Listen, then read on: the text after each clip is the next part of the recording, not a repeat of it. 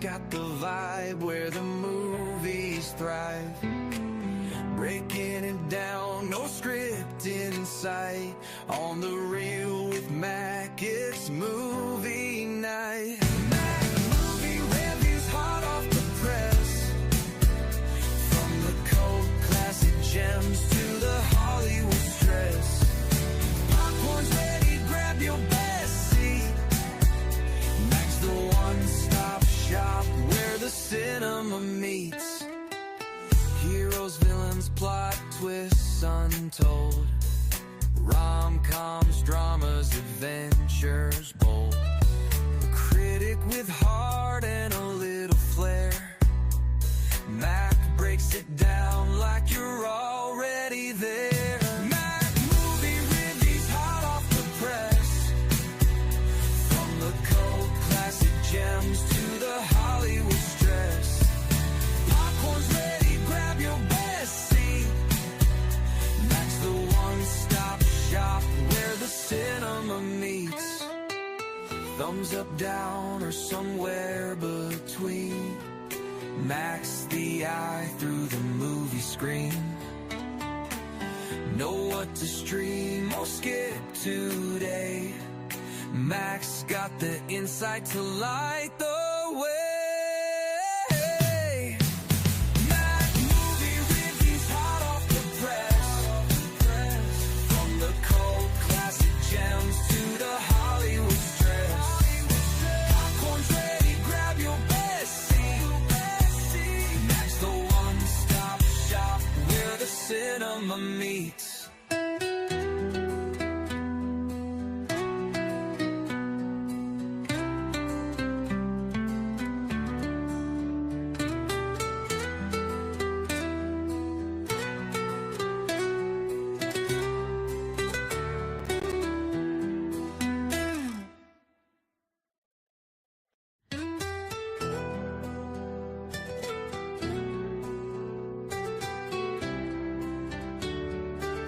Lights dim down, click play, we're live. Mac's got the vibe where the movies thrive. Breaking it down, no script in sight. On the reel with Mac, it's movie night. Mac movie reviews hot off the press. From the cult classic gems to the Hollywood stress. Popcorn's ready, grab your best seat. Mac's the one-stop shop where the cinema meets. Heroes, villains, plot twists untold. Rom-coms, dramas, adventures bold. A critic with heart and a little flair. Mac breaks it down like you're already there. Mac movie reviews hot off the press. From the cult classic gems to the Hollywood stress. Popcorn's ready, grab your best seat. Mac's the one-stop shop where the cinema meets. Thumbs up, down, or somewhere between.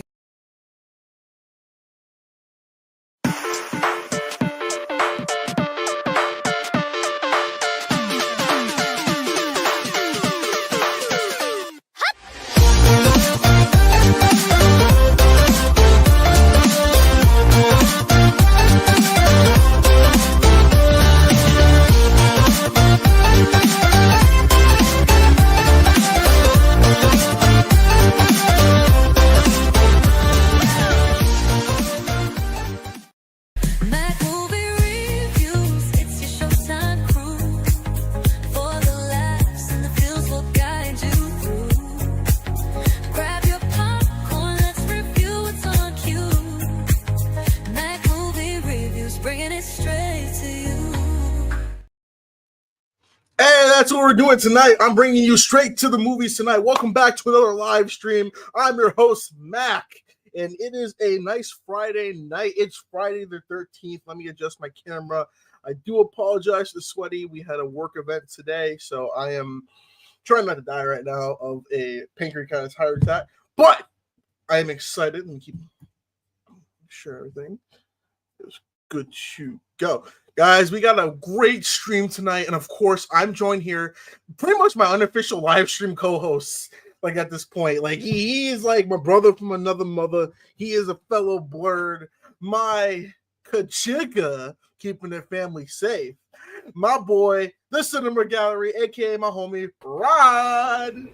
Did you just say my? Yeah, I did. My Kachiga. Oh, Mac, I love you, man. What's up? How you doing, man? Listen, man, it's Friday night. I'm here with you. It's gonna be a fun stream. We're gonna talk about my favorite year for movies. Just got back from seeing Materialist for a second time. It's gonna be a good night. It's been a good day. It's gonna be a good day. How was The Materialist? Well, I don't want to take up the whole stream talking about it, but it's great. I loved it. It's a perfect follow-up from Celine Song's first film. And let me tell you, if you are a Chris Evans fan, you need to go see this movie because Chris Evans, Mac, is just this is the best performance he's given in post Endgame. This is his best. This is the best performance of his career. Really? Yeah, and maybe ever, Mac. Honestly, like he is that good in this movie. Jesus Christ! It sounds like it's definitely something where he might. I thought it was gonna be a movie where okay, you get these star names and everything, but it's not gonna be as good. But no, it sounds like what I'm hearing is that people are enjoying it definitely. You know, so it's. I mean, the marketing has labeled it as sort of a rom-com, right? And it's definitely structured like a rom-com, but it's more of a drama. Mm-hmm. It is definitely drama first, the comedy second. There's definitely still some that rom-com isms in there. I'm curious though, Matt, because the audience score is not the same as the critic score. I think the critic score last time I checked was 87. Oh. And the audience score was 72. Now that means the audience still likes it, Mac, but I think the marketing was deceiving to people and thinking that this was going to be like your typical rom-com. Excuse me, because it's definitely much more of a drama for sure, and with a lot more to say. And I don't want to be like, people, should just appreciate, they went in expecting something and they didn't get it. And I can't speak for everyone why people didn't like this movie, but I say if you're hesitant about going, I say still go see it. Like in my both my showings, Mac, I have seen single people, seen couples, seen girls with their girlfriends. I mean, today I saw, I took my mom and I saw two guys at the top of the theater, like going to see it. I think everyone should go experience this film and just kind of make your own opinion on it. Like if you love Past Lives, I do believe you will enjoy this. Like Past Lives, Mac, is one of my second favorite film of the decade, and this is a really, really beautiful film. Okay, all right. I might be able to watch. I'm going to my upcoming film schedule. I'm going to be seeing Ballerina on Sunday, Nice. And I'm going to be seeing 28 Years Later opening night. Nice. Yeah, I'm still debating on seeing if I'm going to go see How to Train Your Dragon this weekend, Mac. I'm going to go see Life of Chuck on Sunday. Mm-hmm. And then 28 Years Later, I'm seeing next Saturday. Ooh. And I'm debating because I love Disney, I love Pixar. I've been debating on Elio, Mac, whether I'm going to wait for Disney Plus or just go ahead and waste one of my A-lists and go see Elio in theaters. I probably will go end up seeing it in theaters. I have not been overly excited for this, Mac. It's not. Elio really hasn't done anything to really capture me. It hasn't. Now, what I will say is though, Pixar lately, Mac, hasn't been putting out the best trailers for a lot of their movies, and I've left some Pixar movies being like, okay, the trailer was terrible, but the movie was still great. Mm-hmm. Like Elemental, I didn't love the trailers for Elemental. Elemental is one of my all-time favorite Pixar films now. Yeah, and I love Elemental. Lightyear was Lightyear. Whatever. Soul. Well, the trailers for Soul are actually pretty good though, so I can't say that. But I haven't been overly. What was the last Pixar movie before Elio, Mac? I think last year. That was it wasn't Elemental, was it? No, it was. I think it was Elemental actually. Was that the last Pixar film we've had? I think so. I gotta look this up real quick because I know. Well, today we're going to talk about Mac. We can finally have our discussion about Toy Story tonight. It's gonna be I know. So tonight's topic, we're not doing a tier list because I'm going to tell you, folks, tier lists are getting a little bit hard It's not just hard. Yes. It's just it ruins the stream because of the damn Oh, lag. Mac, So, yeah. got it. I don't know why Drew. It was Inside Out too. Oh shit! I forgot about that movie. Yeah. Well, I loved it. I don't know why. 'Cause I thought it was 2023 for some reason, but it was that was last year. But today, we are talking about. We're going to do a retrospective. We're going to go month by month of the year of 2019. We're going to talk about every single film. Not every single. We're going to go month by month, talking about some films that were good, surprises, bad, overrated, underrated, and we're gonna go month for month. So I figured we started off before we get into January. Let's go back and look at the top 10 highest grossing films to start off the year. Let's do it. So You want to talk about a company that just dominated 2019, though? There was one company that just dominated that year. I wonder. Yeah. Yeah. So in 2019, the top 10 highest grossing films we had. Number 10 was Jumanji, The Next Level, coming in at $801.6 million. Number 9 is Aladdin at $1 billion. Toy Story 4, number 8 with $1 billion as well too. Star Wars: The Rise of Skywalker with $1.074 billion. Joker, number 6 with $1.078 billion. Captain Marvel is number 5. Holy God, that was 2019 with $1.1 billion. Spider-Man: Far From Home comes in at number 4 at $1.1 billion. Frozen 2, holy shit, $1.4 billion at number 3. Number 2, Lion King, $1.6 billion. And of course, number 1, Avengers Endgame comes in with $2.7 billion. And Rod, you mentioned it. There was one studio with that stuck over, and that was let me see, 1, 2, 3, 4, 5, 6, 7. There's 7 films in the top 10 highest grossing films of that year that are Disney movies. Yeah, Disney had. I mean, that was 2019. Mac. I mean, since before we get started, like, I don't want to take up too much time, drunk, but like, that was kind of the year where my film page really started taking off too. I want to say really started taking off, but like I started, talking to more people. It was the year Mac of Endgame for me personally. Like every post I made leading up to that movie, Mac, was some type of Endgame post. I didn't post about anything else but it. 2019 Mac was a great freaking year for movies, though, man. I mean, the blockbusters were great. The art house films were great, like Parasite. I never considered Jojo Rabbit so freaking good. Jojo Rabbit, I want to say art house, but one of the smaller level films, fantastic. Mac, how great is Ford v Ferrari? I mean, I'm gonna thinking about it. Lighthouse. I mean, it was just a great freaking year. I mean, every month, Mac, we had more hits than misses. Now, they're definitely not everything hit, right? There were definitely some misses in 2019, but I can't think of another year, Mac, for myself personally, in which every month just banger after banger after banger with like maybe one miss here and there. Like 2019 was a really special year where I feel like, I mean, my number one was pretty obvious. I mean, what it was going to be when I was ranking my 2019 films. Yeah. But I got to tell you, man, like 2 through 10 was a struggle. Because I was like, I love this more, I love this more. Even now, Mac, I would struggle with like I think like my top 3, I could probably tell you what it would be. But after that, I'm like, no, it'll be this and it'll be this. So yeah, it was a special year, man. I don't know if you felt the same way about it, but yeah, it was a special year for me. Well, let's get into it. Let us start off with February of 2019. And in the comment section below, if you got a favorite film out of this month, you want to look around. February or January, Mac? We skipping January? You're starting in January. Oh, you said February. So I was typing February. That's why I was trying to make the banners.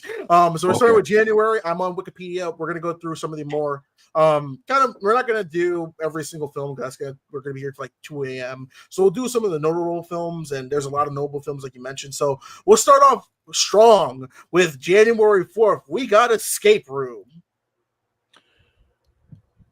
I mean, we started out with one of the biggest surprises of the year, Mac, with Escape Room. It gave us a sequel with what was it? What was that sequel called? Tournament of Champions? Something like that. Yeah. But it was such a pleasant surprise. The thrills were great. the cast with the I love the ensemble. Our main lead, I keep forgetting her name, but she was really good. And yeah, some of the actual puzzles and everything, Mac, too, or like the escape room set pieces were really entertaining. Yeah, I had a great time with Escape Room. I don't really like it. I think that it's so dumb, but I've listen, I know I don't want to be one of these snobs of like, oh, this is not high art. This is escape room bullshit. But like it's so as I rewatched it, it is definitely kind of a fun film, and I want to say this probably did help kick off the escape room craze because Yeah. it wasn't really prevalent before 2019. Like I know there was escape rooms, but I think after this movie they really started getting big, and Mhm. it did have some twists and turns that I did enjoy about it. I just hated it. I'm like, oh, sequel. I'm like, oh, okay, and I was like, the sequel really was, but I thought it was okay. I thought it was just a perfect January movie because, as you know, January is kind of known as "fuck you" as January month. We get all the films that weren't going to do well and just dumped into the Can we January. say that anymore, Novak? I feel like every year now we've kind of gotten a pretty decent January film. Um, I still say it because I will say for the past couple of years we've had some great January films, but we still get a lot of the stinkers with it. We do, we do. I don't think it's, you know what I'll say though. It's not as many as we used to, right? No, Like the 2000s was just the dumping ground of just really bad, crappy horror films. You anyone just didn't dump remember in Strange January. Magic?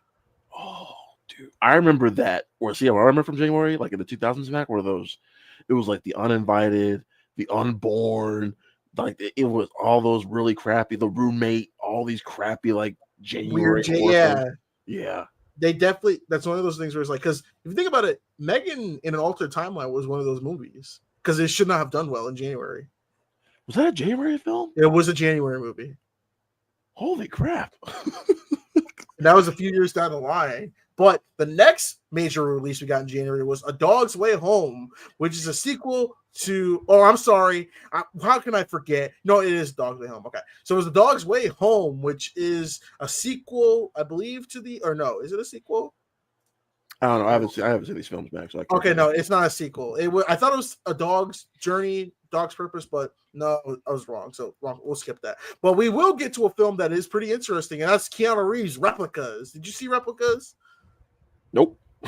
It is shit. Do not. That's legitimately like one of the worst movies ever. So pretty much Keanu Reeves plays a scientist. His family dies, so he brings them back as robots. I've heard of the premise. Mac, I gotta tell you, I was not interested in seeing it at all. Was it good? Don't worry. He had John Wick later in the year, so this is kind of a throwaway movie. Yeah. But what we did have the only the last kind of big release, unless you want to count the other one, but mostly this one, is January 18th. We got Glass, the third film of the sequel to Split, and then the spiritual sequel to Unbreakable. We got Bruce Willis back, we got Samuel Jackson back, James McAvoy's back as well too, and it's a supervillain team up movie. So it was at this point, Mac, because I think it was 3 years ago we had Split, Yep. and then we did Glass, and Split. I saw that with a girl I dated when I was in college, and we both really loved it. I still love Split, Mac. I think that's probably like a top 2 or 3 Shyamalan film for myself. I agree. Glass, Mac, I was really looking forward to, and I gotta tell you, man, I was in that Dolby Theater that night. I still remember I passed out in the second half. But that second act, Mac, was miserable. I was so bored, and I think the marketing kind of lying. Because and listen, I don't need everything to be like action packed heavy. I mean, listen, I saw materials for a second time, no action, but I mean, this Mac was just like it just felt dull. Nothing interesting was happening. There was some good. I think the performances are fine, Mac, for the most part. I think McAvoy again steals the show. I think Willis is good. Samuel Jackson's always great. I just was uninterested. I think I was let down by the marketing and the premise. Like what they chose to do with these characters wasn't interesting. Oh, you mean kill them all off at the end? So, and it's like because Sarah Paulson was in the movie. She's like, you guys are just in your heads doing all this stuff. It's like, no, you. And at the end, the twist ending was, no, we knew y'all were superpowered and anything, so we're gonna kill you all anyway. Yeah, if you know what it felt like The Incredibles, but boring. Because Yeah. So with Sarah Paulson syndrome. yes, My problem with Glass is that, you know, I do love Split, and that ending of revealing it's the same universe as Unbreakable was great. And that made everyone excited, like, oh, okay, we're gonna get Bruce Willis one more time as David Dunn. And like the marketing was hyping it up as like, okay, he's really gotta face his toughest challenge because we this big clash. yeah. And then we barely got that. Like a No. lot of the film was mostly just watching Samuel Jackson, like, I got a plan. And he's just comatose, pretending to be comatose for the majority of the movie. Like that was an easy paycheck for him. And then the ending was even bad too, because it's like they don't even do anything. It's mostly the Anya Taylor-Joy and Samuel Jackson's mom that do all the work, and then Bruce Willis's son. Like it connects all three of the stories together. It's like, yeah, these are actually real, and then it's just like, yeah, it was just a very disappointing kind of follow up to Split, because Unbreakable and Split, great Shyamalan films, and Glass just didn't know how to stick the landing. He fell into his traps that, like, no pun intended with trap. He fell into Shyamalan, fell back into some Shyamalan-isms with this film. Yes, he did. Yep. Like he was on a hot streak because he had Split, but then he kind of messed it up. But hey, he bounced back with we liked Old, right? I actually did. I didn't mind Old. I had a good time with Old. It's not a great movie, but I have fun with it. I was more disappointed with the twist. And I feel like, Mac, I want to ask you this question about Shyamalan. Like, I feel like if the twist in Shyamalan movies don't work, then the movie's just bad overall. Like, I feel like you know, and because at this point, I hate judging the man based off just the twist, but like he's made such a staple now in his films. Like we always go for the big twist. Like Trap, he gave it with a twist in the marketing. So Rachel, listen to me. Your husband is the butcher. Cooper is the butcher. Help me. But that movie was still fun. I had a good time with Trap. I think if we go on a Shyamalan movie and we already know the twist, that ruins the movie. That's why a lot of people probably didn't like Trap. Because my thing with Trap, I thought it was going to be like always all in his head, that he's like a serial killer or he's already caught. But they're like, Shyamalan's like, here you go. Here's a twist. He's like, okay. I guess the twist is that he escapes at the end. I think I was kind of expecting him. Or actually, the twist would probably be like his wife turned him in, I guess.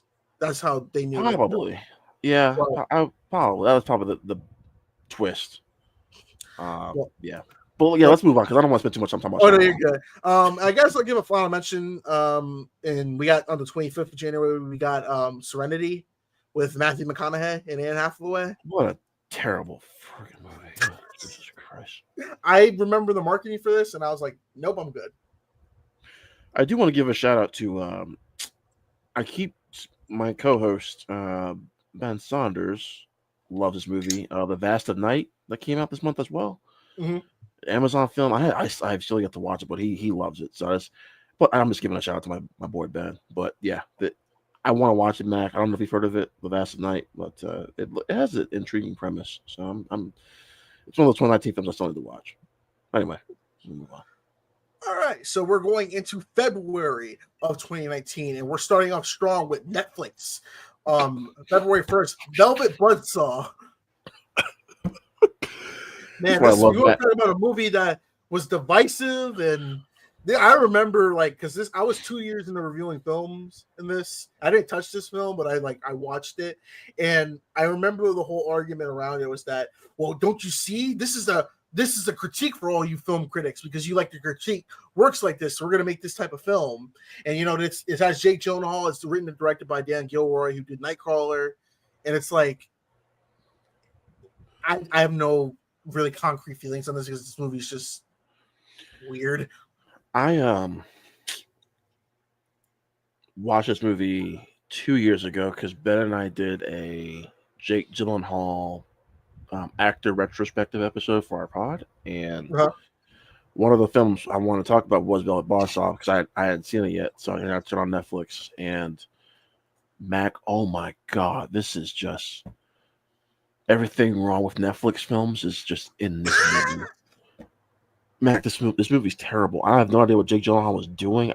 Most of the cast, and we had like a Jake Gyllenhaal, Rene Russo reunion from Nightcrawler, and that was just terrible. Mac, if you asked me what the plot of this movie was, Mac, I'd be like, he was an art dealer, I think. I don't know.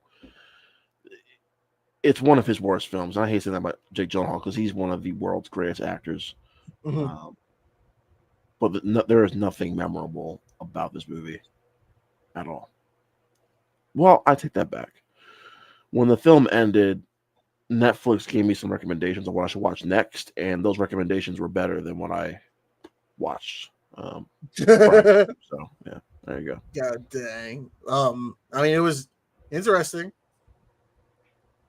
I guess, Mac. I guess. I mean, the kills were fine. Maybe we were the critics all along. Maybe we were the ones they were making fun of. Oh boy, see, we've talked too much about Shyamalan tonight. We're going on a. Maybe we were the villains all along. The next film we got 2 days later, in the third, we got OG with Jeffrey Wright. Haven't seen it. I did not see it, but I've heard good things about it, actually. Jeffrey Wright, good actor. He was on the last season of The Last of Us. Shout out to him. But here we go with a film I'm going to get heat for, and that's the second Lego movie, the second part. Not as good as the first Lego movie. It's fun, but it's without that Phil Lord and Chris Miller feel to it because they have an allergic to directing shit now. They just want to be producers. It just didn't hit the same. And the fact that we have like two Chris Pratts running around is very weird. It's like it was trying to out meta the first movie. The film had no heart. The first one had heart and that element of surprise, Mac. Because remember the big twist in the third act, Mac, with the whole human, or the real humans, I guess, element of it. This film just felt more. I hate saying like kids movie feel, but it felt more in line like for the 10 and under crowd. Like it just felt too safe. The jokes weren't as irreverent this time around.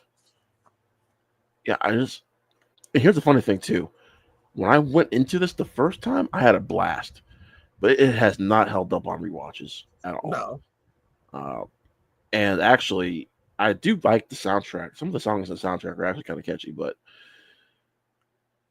I mean, it tanked at the box office. I want to say tanked, but I'm looking at it right now. Well, I guess so. $99 million budget. Didn't even make 200 million worldwide, Mac. So Jesus, maybe 199.6. Do you think there's a few factors where I think that this movie failed at? It's not really a good sequel to the Lego movie. It's very underwhelming. No. But Correct. Do you think we were at Lego fatigue because Lego Batman was like a surprise hit in 2017, and people were expecting that quality level of that? Lego Batman was the best and worst thing to happen to Lego Movie Part 2. Best because it gets people excited for a Lego movie. Mm-hmm. Worse because of what you said, Lego fatigue, but also I just think the movie wasn't really good, Mac. And you have Lego Movie and Lego Batman, which were both like up here, and Lego Movie Part 2 is like, and Ninjago in the middle. And then Ninjago, it came out way too late from when the prime of the show was. Because I watched Ninjago. That's the other thing.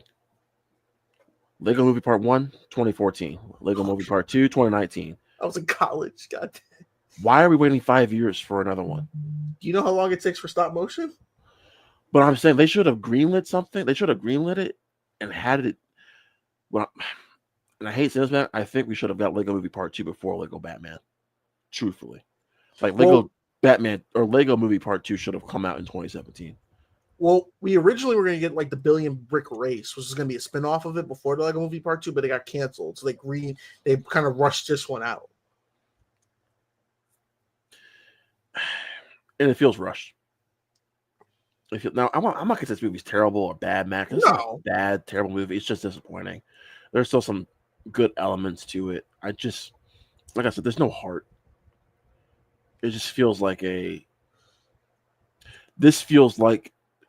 okay, Mac, here it is. This feels like the movie we all expected the first Lego movie to be. Yep. There you go.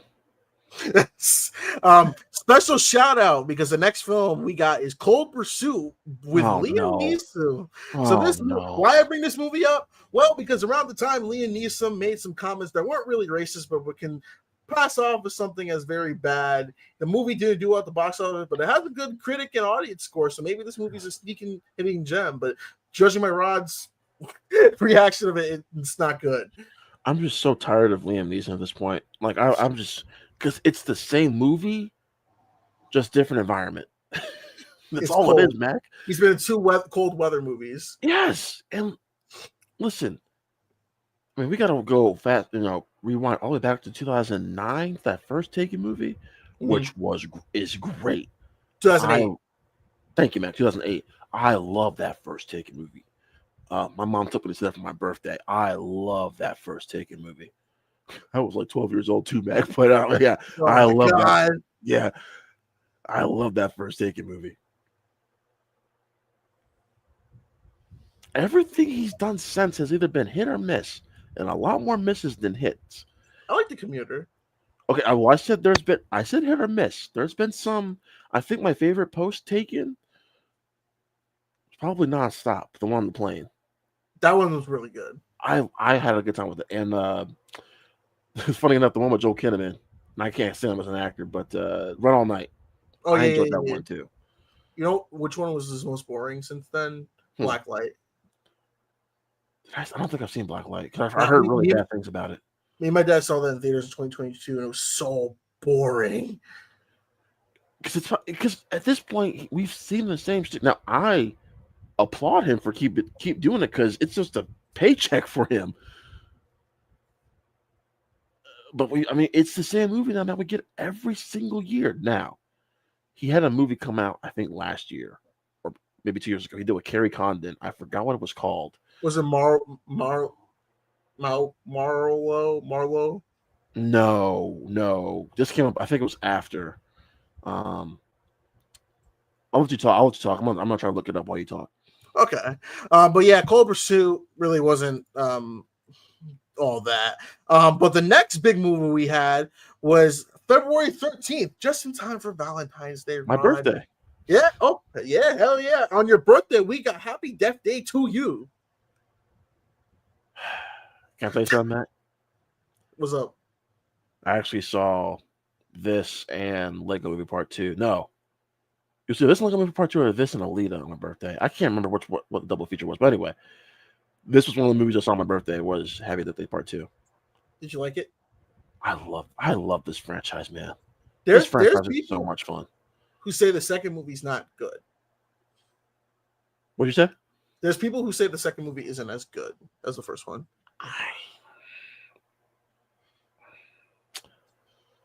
I see where they're coming from. I just don't agree. I think they're on par. I think they're about equal. Mm-hmm. I think the first one's the better movie because the surprise element. We don't really know what's going on. I think the performance is a little bit better, but this is just a lot of fun. So it's kind of like pick your poison here. Now, the downside to this, Mac, is we should have got a part 3 by now, and we still haven't gotten it. And so whenever they do come up with part 3, because they're going to do it, are we still going to give a crap? I don't think so. My thing with the second one, like I do like the second one.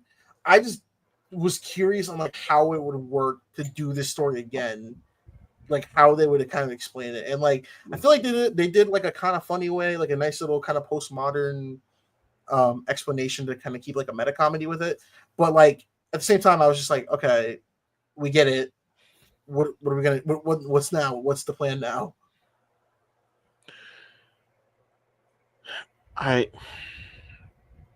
Because this one they do the traveling back in time, right? No, yeah, they go back to the first movie. Right, yeah. Man, it's been a minute. I'm praising the movie and I'm forgetting the plot. Because they go back to the first movie, they're trying to figure out like because the roommate of the main guy found made a time machine. Okay. And right, yes. like the killer came out again, but then like Shri got teleported all the way back to the first movie, and she's like, "What happened?" And it's like a time paradox thing they have to explain. Yes, I mean it's kind of similar to the first movie. I I don't know. I still have fun with this franchise, man. Like I said, it's nothing revolutionary, but Christopher Landon has given us two very fun films, and then he just had what Drop come out this past year, which was Yep, or this year, and was a ton this of year. fun. Yeah, so I hope he does come back and make that threequel. I don't know if it's going to happen because, like I said, I don't Well, think anyone cares. But the Jessica Rothy said that they're this in development right now. yeah, there's a lot of films that are in development. That's true. That Yeah. development, man. Excuse me. We'll, Like, we'll see. yeah, We'll we'll see. see. But give Happy Death Day a watch. Those are some funny ass films. The part Yes. that I remember from the first one was like I watched it with my mom. She loves it. Is the part when Tree was doing reconnaissance about like who it is. She found out the guy that was liking her was secretly gay. She turned around, the killer like bull rushed her and like drowned her. I was like, ah! Funny as hell. Like good comedy. Good comedy. But the day after, you did mention it, we got Alita Battle Angel. You know, we're talking about films that didn't get a sequel. This film, bullshit that we have not got a sequel. Alita Battle Angel is awesome. I had a good time.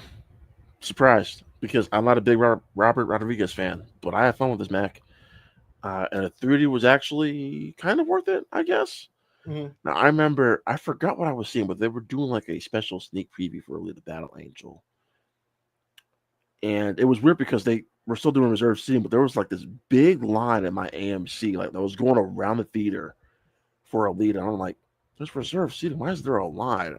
It was really odd and strange to me, Mac. But Robert Rodriguez has like there's a cult of Robert Rodriguez fans. Oh yeah, yeah, I'm part of that cult. And they will go see whatever he does next. And I gotta say, as someone who wasn't really looking forward to it, I had fun. Now I have been clamoring for a sequel, but if a sequel gets announced, I will be there. So this seems like more your realm. So I'm gonna let you take this.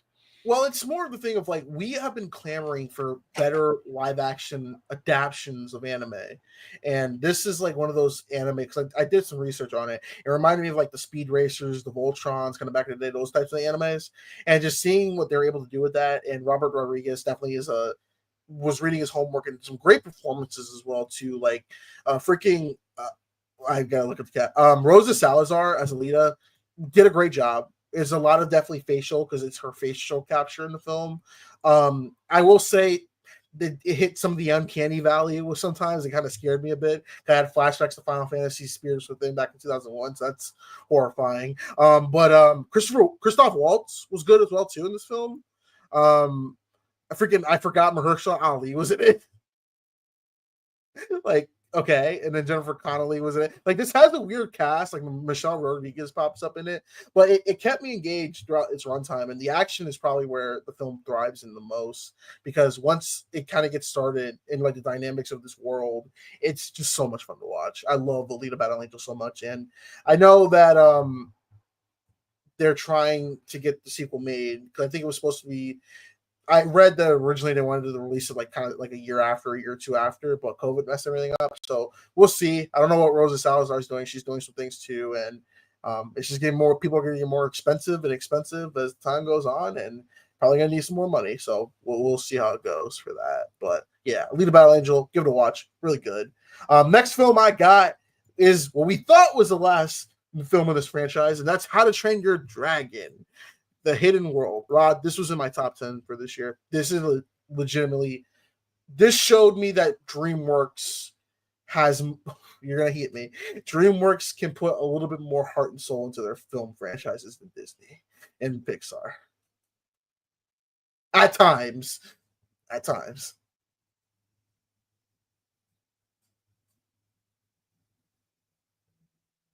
You're muted. My bad. Yeah. Okay. I was like, wow, he's really silent. He had to think about that. All right. So you're gonna hate me. I'm not the biggest fan of the franchise. I think it's a tad overrated, Mac. And it just I'll tell you. I'm sorry, but Toy Story 4 is great. Anyway, I did enjoy this movie, Mac, for what it was. I think it's a really solid conclusion. Like I think the last or the epilogue of this film was beautiful and the perfect send off for this franchise. Yep. I don't know, Mac. That just this franchise didn't connect with me like others did. So in that sense, I don't want to say this franchise is bad or anything because I think it's. I mean, look, we got a live action film in theaters this weekend. And he's doing better than Lilo and Stitch, Loki. What, critically? Oh yeah, actually. Yeah, I think critically because I think it's looking like a 99% audience score and 80 something percent critic score. I always thought critically this one was going to do a lot better than Lilo and Stitch. Oh yeah. But Lilo and Stitch is always going to do better financially just because of the company and name brand and everything. Yeah.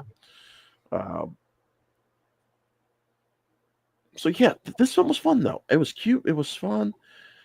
Like I said, I'm not the biggest fan of the franchise. I think there's some fun set pieces. I just don't connect with it the same way that others do. And and maybe I just need to go back and like rewatch all 3 films at once, and then maybe I'll change my mind. Like part 2 is still my favorite of the bunch. Oh no, part 2 was amazing. Yeah. I think the way that part 2 had a lot of mature themes in it was pretty good too as well. I like the third one a lot because they definitely got creative with the dragon designs, especially introducing the female like Nightwing. I think I like her design a lot too. I just thought it was a good send off for the story that we've been following for like 9 years. And I feel like we don't need another animated one on like a Kung Fu Panda, which it's fine. I think they knew, hey, this is their story in animated was ended. I think it was a good ending to the trilogy. And then last up, we got Fighting with My Family, the WWE biopic movie about Paige with Florence Pugh, Lena Headey, Nick Frost, Jack Lowden, Vince Vaughn, and Dwayne Johnson. This is actually produced by Dwayne Johnson's production company, 7 Bucks Pictures. Now, I think... Haven't seen it. Go ahead. Haven't seen it. Really? Yeah, haven't seen. It's one of the Florence Pugh movies I haven't seen. So I think this is like the movie that put her on the map. This and Midsommar. Yeah, I think Midsommar for me personally, but I think you're correct. I think this was that film that put her on the map. This is a really good biopic movie. As you know, I'm a big wrestling fan. Right. Kind of learning everything if you look up the story of Paige, it's very interesting. Her family's full of wrestlers. She's wrestling in her blood in the UK, and just kind of seeing the story kind of come like to fruition. Like Florence Pugh does a great job with her role as well too. I think she really steals the show. Vince Vaughn was awesome in this as well too. This is a really like solid biopic type film. There is some inconsistencies, but that's biopic films and all. But I definitely say watch it. Like don't rush to watch it, but it's definitely interesting to watch. Was it in your top 10 that year? Honorable mention. Okay. Honorable mention. But let's move on to March. Now we're getting into the nitty gritty. Yeah. Right. March 1st, we got Medea's family funeral. Pass. This was supposed to be the ending to Medea's character. This was going to be goodbye. Medea wasn't dying, but Tyler Perry's like, I'm done. I got to do Straw in a few years. But, this was the film on Netflix. Or no, this wasn't. Was this on Netflix? This was a theatrical release. Yeah. Yeah. Oh, shit. Damn. So this is the last time. I don't think it did well in the box office because Netflix bribed them to come out of retirement. Medea did well on Netflix, and now Medea's on Netflix now. Medea's been banished. Medea did die in the theaters. She did die. Yeah. This was the last theatrical Medea movie. I think it made like 80 million worldwide, Matt, if I'm not mistaken. And these films are made for next to nothing. I mean, yeah. If these films have any more than like a $30 million budget, I'm gonna be actually more than 10. I'm gonna be surprised. 5. Honestly, Mac, I mean, these films are. I mean, they'll just look where they're filming. So they really. Georgia, baby. Hey. Actually, I can't say anything. I live in the suburbs, so whatever. But anyway, I'm a suburbanite. But yeah, this movie is it's not good. It really it's not. It's one of the worst Medea movies, and it's weird saying worse than Medea, like the same because they're all have their flaws, but if you actually watch Medea movies, they actually some of them do have a little bit of heart to them. This film just has no substance at all. It's just like at this point, Mac, I just felt like most of the actors were kind of done. I'm sorry, not most of the actors. Tyler Perry was just done because Tyler Perry don't do this anymore. Yeah, but then he came back because Netflix probably just gave him a blank check and said how much to bring Medea to Netflix. So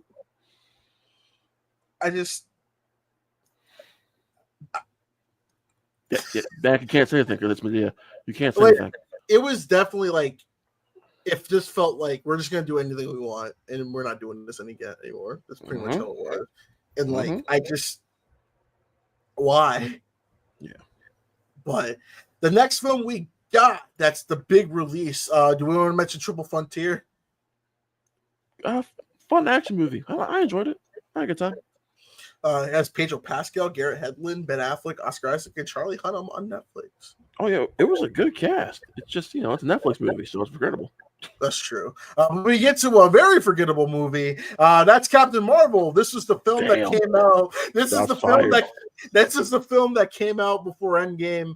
Like, you know how last year we had Black Panther, even though I have my thoughts on it, it's still a good film that came before Infinity War. Well, they said, well, let's do it again. Let's capture that magic by having Captain Marvel come out right before Endgame and not really doing jack shit, but introduce Captain Marvel. This was the most unnecessary film before Endgame I think I can say that with confidence. I will say this. They chose the wrong film to be released before Endgame. Yes.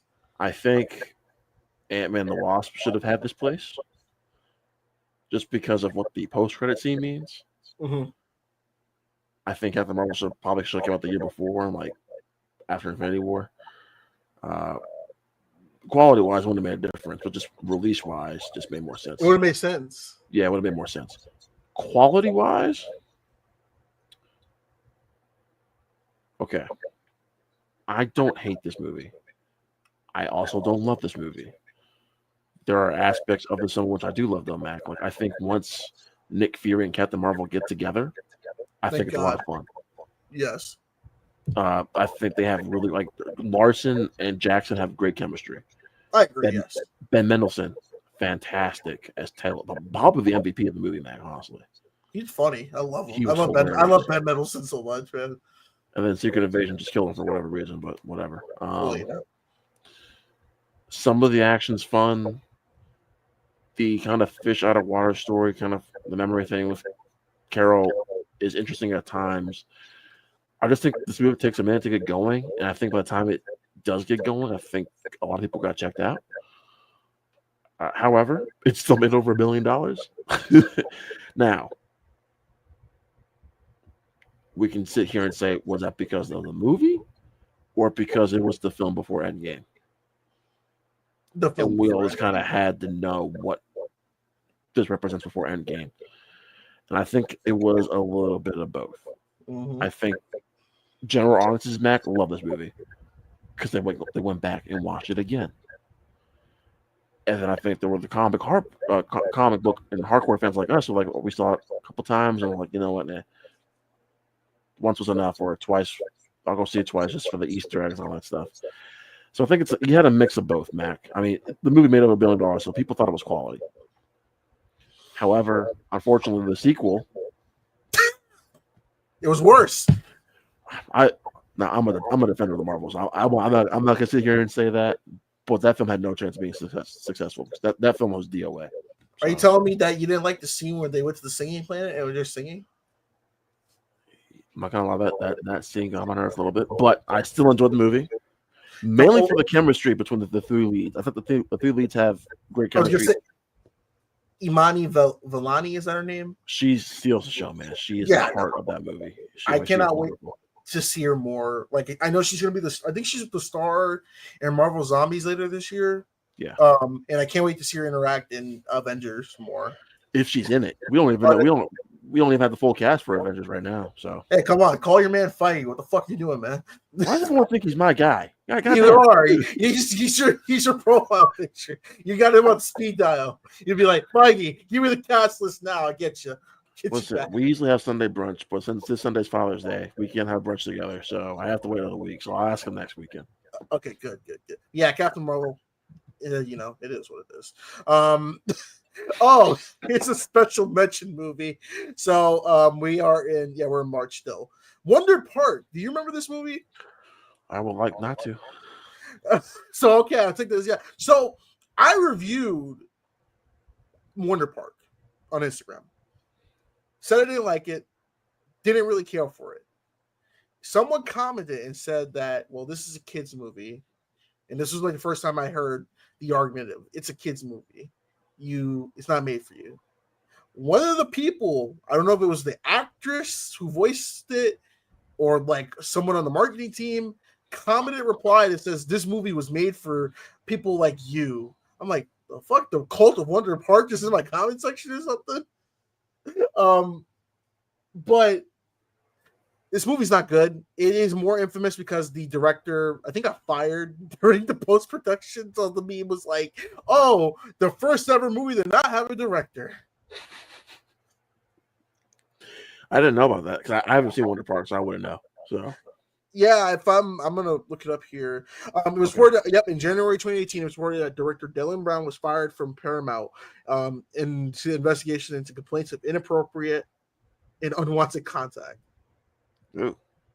And Paramount, this is telling. Paramount offered the director's credit to multiple key creative personnel on the film, but they refused, fearing the film would be detrimental to their careers. Jesus. Was this film animated too, or was this live action? This was animated.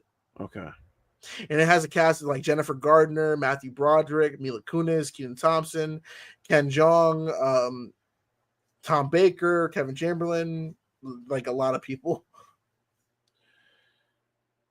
Payday. Easy payday for him, Mac. There we go. So, but yeah, the only film to have no director. That's we're breaking ground. Let's see what we got. Later in the month, on March 15th, we got another Netflix movie. This was definitely the year of Netflix.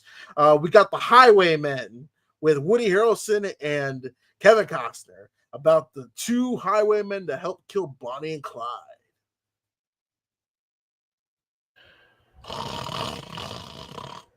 Damn, you took my line, man. I was so excited for this movie, man, and I watched it. I was so bored. It's Netflix slop. Well, like, I like history, and I'm like, oh, cool. It's a movie about how they took down Bonnie and Clyde. I'm like, that's pretty good. You got two good actors in this. I'm like, bet. And then I was like, holy shit, this is really boring. Like, I think after this movie was over, I put on the original Bonnie and Clyde with Warren Beatty and Faye Dunaway. I'm like, holy shit, this is much better. I enjoyed the movie about the outlaws more than I enjoyed the movie about the cops. I had to watch this movie in parts and in days because this movie's. I did not enjoy this movie at all, Matt. I did not think I was going to come on here and be talking about Highwaymen, but we are. Here we are, and it's fine. It's fine. Harrelson and what's the other guy's name? Costner. Yeah, fine. It's digestible laundry folding Netflix Sunday material. Okay. There you go. I had nothing else because I don't.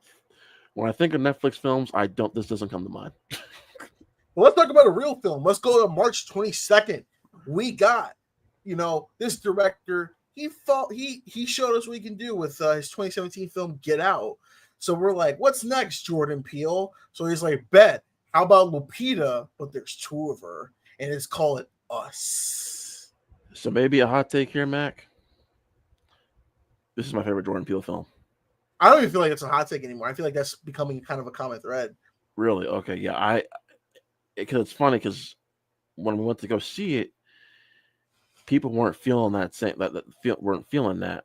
Mm-hmm. However, upon watching it, Mac, and rewatching it, all I can think of is how did Lupita Nyong'o not get a Best Actress nomination for it's utter bullshit. She was not nominated. It is one of the greatest horror performances I've ever seen. And listen, I know I'm not the biggest horror guy, but I've watched a lot of horror films, and she is magnificent. The Academy doesn't respect horror movies. Stop. they're getting around to it, but it's like it's slow. Pulling tree. It's like pulling teeth. It really is. And Lupita, yeah, it just frustrates me when I talk about this movie, and I just and I get it. That was a stacked year for performances. Leading actress though, she deserved one of those spots. And I love Renee Zellweger for Judy. You could easily take her out and put in Oh yeah.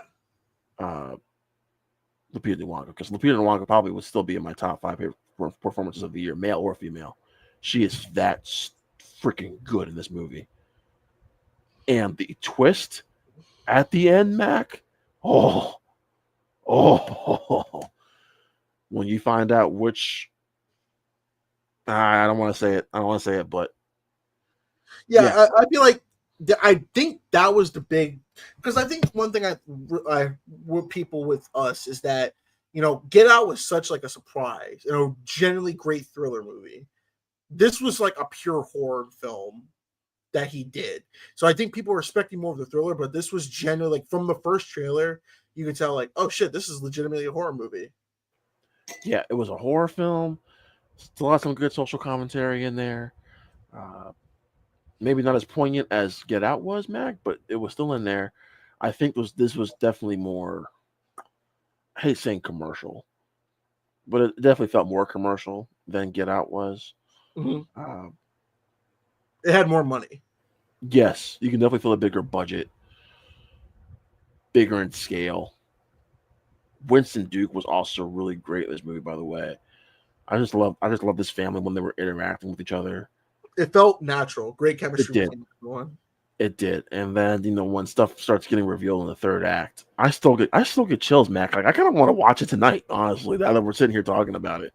Like The I score really is do. amazing. The score is amazing too. The score is fantastic. I got to take a picture because I got a steelbook, the 4K steelbook for this, Mac, and it's a really cool steelbook. Yeah, this is my first. I mean, Jordan Peele, all 3 of his films are fantastic. But this to me is his crown jewel still. Nice. And as we go into later in the month, I guess the only notable film is a neon film is The Beach Bum.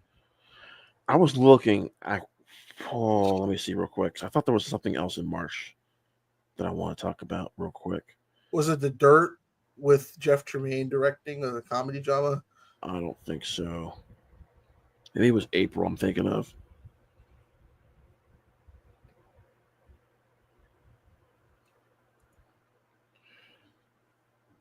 Oh yeah, we had Dumbo. Nope, don't want to talk about that. Oh yeah, Dumbo, that's right. That was March 29th. Yeah, that was Tim Burton's live action Dumbo. Oh god. And if you want to talk about the one live action Disney film that doesn't have Defenders, I think Dumbo's one of them. This is like the lowest rated out of all of them, I believe, both critically and audience score. I think at this point people were sick of Burton shit in theaters. So I found a film I want to talk about, but I haven't seen it yet. But I just want to, because I need to watch this movie, Mac. Dragged Across Concrete with Mel Gibson and Vince Vaughn. I still need to see it. But yeah, Dumbo's terrible. Dumbo is like just a big old pile of. Like what a weird cast. We had Colin Farrell, Michael Keaton, Danny DeVito, Eva Green, Nico Parker, Laura. Like, wasn't Alan Arkin in this movie? Yes, he was. Oh my lord! Yeah, this movie's bad. This is a bad movie. Definitely one of the more weaker live action adaptations of. I like how we've been praising 2019, but we talked about a lot of crap so far. Well, this is we gotta sift through the shit as we get into March. But now we get into the good season. We got April. We're gonna start off with April 5th. We got a couple films to talk about. The first one being Shazam, the first film of the Shazam duology. The only film. Yeah. Only film. So we got this is Zachary Levi, Asher Engel, Mark Strong, Jack Dylan, Grazer, and Digimon Hansen. I hope I got his name. Yeah, Digimon Hansu. Yeah. Yeah, thank you. Yes. This film, man, the trailers, I was not excited for. I was excited, but I was scared because I knew DC's track record. But legitimately, like, one of the best DCEU of that incarnation film. This was such a pleasant surprise, and I actually went to one of those Saturday fan screenings, Mac. Like on Saturday afternoon, they were doing that. Like before opening weekend, they were doing those fan screenings just to kind of get the word of mouth out, Uh-huh. and just seeing how packed it was. Like that theater was insane. That was still at a time when DC and Marvel fans could unite and still kind of agree on stuff, and we were all the comic book genre was still at its peak. It kind of ended at its peak later on in the month, but we'll get to that. But um, yeah, just the DCEU was still kind of hit or miss. I want to say still, but it had always been hit or miss. You know, we had Wonder Woman in 2017, and then 5 months later we got Justice League, and then 2018 we had Aquaman, which was a ton of fun. So we're going at Shazam on this kind of on a high note, and Shazam was such a pleasant surprise. A family film with some dark elements because Mark Strong turned in a really great villainous performance. Yep. Zachary Levi kind of breathes fresh life into this film, and yeah, it was just a nice, pleasant surprise, Mac, and I had a good time with it. I don't know why DC released it 3 weeks before Endgame, but that's the conversation for another day, Mac. That was the stupidest thing they've ever done. Well, I think this was definitely, it had the most heart I like about it because it did make you feel a little emotional. Like I got a little emotional with the revelation of what happened with Billy and his mom. Oh, devastating. And it's like when he finally found out like he can like trust his family, I loved it. And just seeing the Shazam kids like someone's screaming outside. Jesus Christ. Are you all right? No, I think their kids are playing, but I was like, I heard like frog. Ah! Yeah, no, I love Shazam. Shazam is such a good film. It is a little sad that it kind of tainted by a certain Boulder and his reluctancy to do a fucking cameo. Like it's gonna hurt his ego. But it's still fun. It's the only Shazam movie we got, so it's a shame. I hope Zachary Levi's doing good. But on the same day, we got a horror movie, a Stephen King horror movie. And Rod, when it comes to Stephen King adaptation horror movies, you either get the good, which It, or you get the bad, Dark Tower. Or that's not a horror movie, but the same thing. That wasn't a horror movie. No, I just said that was a horror movie because I was terrified of what was going to happen with Idris Elba's career after that movie. He bounced back. He's in Cyberpunk. He's fine. But we got Pet Sematary. Yeah, we did. Yeah, we got Pet Sematary, and it's fine. It is okay. It's fine. Trailers are better than the movie. What's that? The trailer was better than the movie. Yes. However, the little girl's death, woo, that was pretty good. I know Stephen King was like, good. They really made you feel the impact on that. I had fun it's fun as a one-time watch back, but after that I was like, I don't need to watch this. Like I said, it was okay. It was a fun theater experience because I was in a full house full of people, fans just want to see a fun kind of little horror film. And it served its purpose. It's enjoyable, digestible, and you leave the theater like that was fine. But the next film of note, this is something personal, so you gotta let me in on this.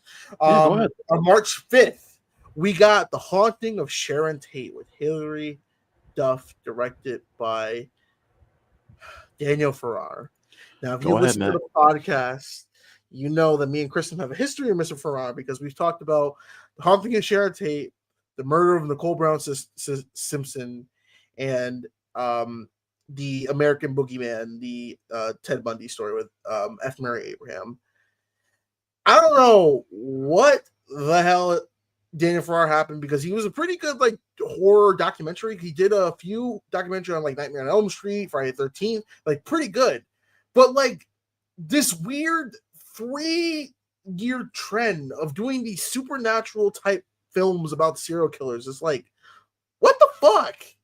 And it's like it started with The Haunting of Sharon Tate because it's Hilary Duff plays Sharon Tate, and it takes place the night of the Tate murders or the Manson family, but they add in these supernatural elements to it of like she can sense that they're gonna die, and like it's like a time loop and stuff like that. And they show the deaths very visceral and very scary and gory. And there's a twist ending of like, oh my gosh, they were dead the whole time. They didn't fight back. They were killed. It's so low budget. It's trash. Chris Stuckman said it best. Like, this movie is bad. This movie is such an exploitation bullshit. Like, I hate this movie so much. I haven't seen it, so I can't You're not missing anything. Like, I don't even know. Like, I can't even say if this is worse than like the murder of Nicole Brown Simpson. I haven't seen that either. Yeah, you're not missing much. But you know what? You probably did watch. It came out on May 10th. We have A Quiet Place at Home, The Silence. No, I didn't see it. Really? The Silence? Yeah, I didn't see it.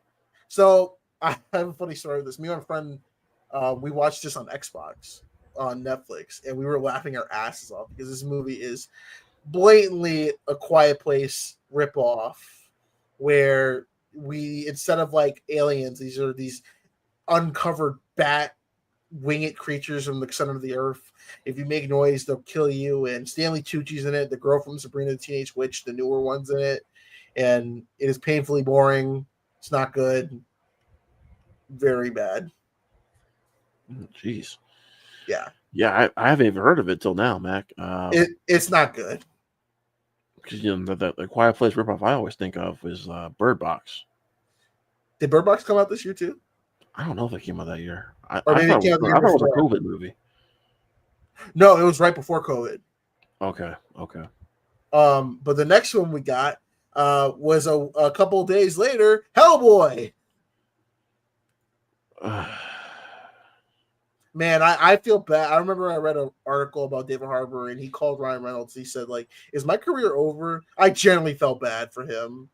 He was horribly miscasted as Hellboy because nothing was ever going to top the Del Toro movies. You know what I'm afraid of, Mac? What's up? Because there's another comic book franchise movie coming out this year. It's on a similar trajectory. Yeah. If we have another bad Fantastic Four movie, just lock it up with Hellboy. It's just two comic book franchises that you just cannot pump out good movies. What do you mean? We at least had two good Hellboy movies. I didn't mind the Golden Army, the second one? Yeah, Golden Army. Which was 2007? 7? Okay. No, that was because that came out the same year as Dark Knight, I think. 2008. I'm sorry. I think, yeah. And that was fun. You know what it is, Mac? Hellboy just wasn't for me. But I was looking forward to this because I was like, this looks different. This looks Rated good. R. Yeah, rated R. And I had the same thought when I went to go see Fan Four Stick in 2015. I was like, this is dark. This is gritty. This is gonna be good. And Mac, I didn't listen. Fan Four Stick is the only movie still I've went up to the guest services desk at AMC and asked for a refund because I was so pissed.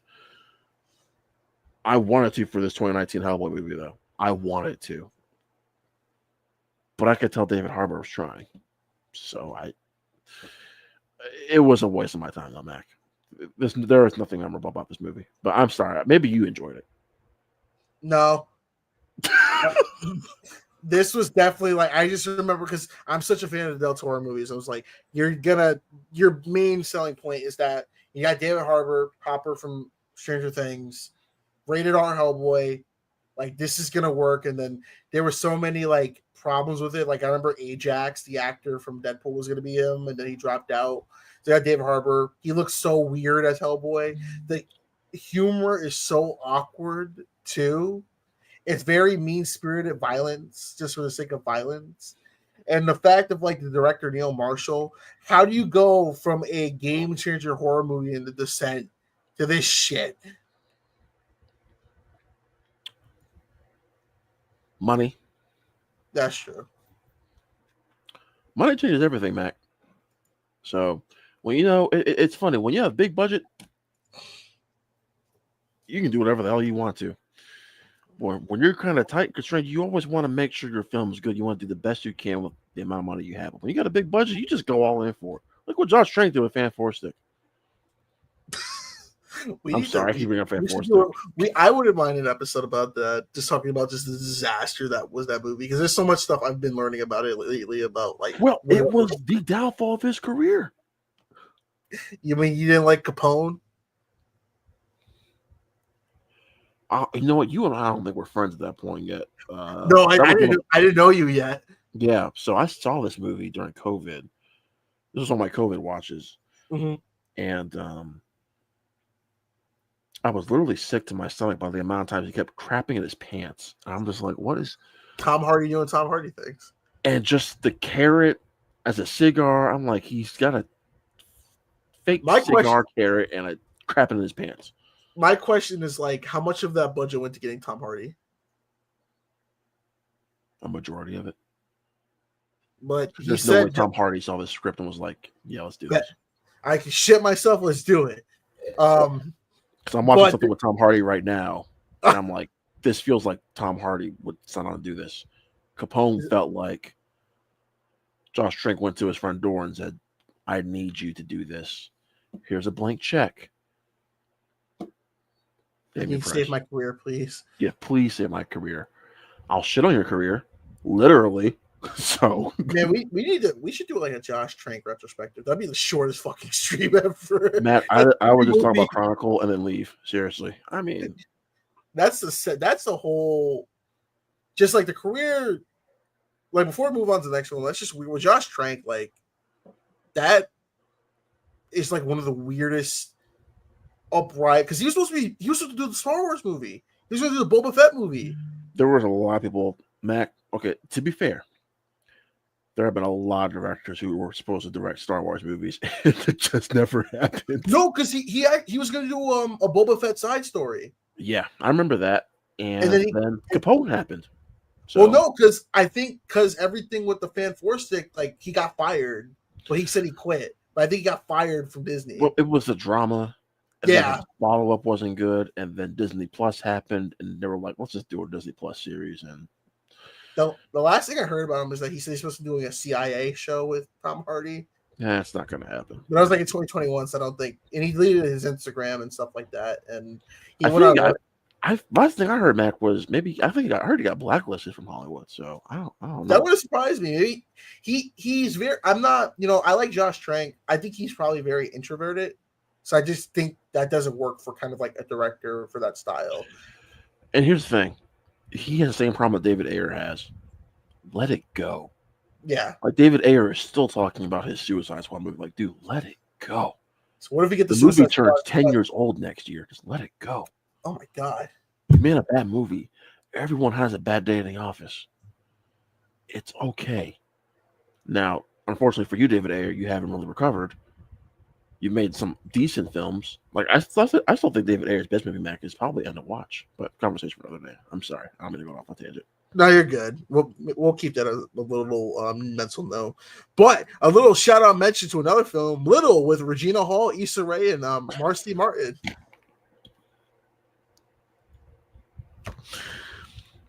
This one of those black movies, Mac, where I was just like, I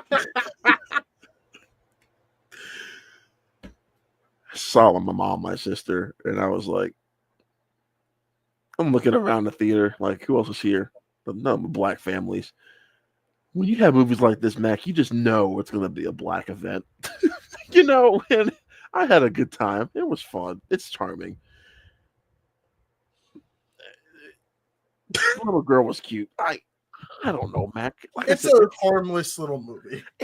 There you go. It's harmless. It's fine. It's cute.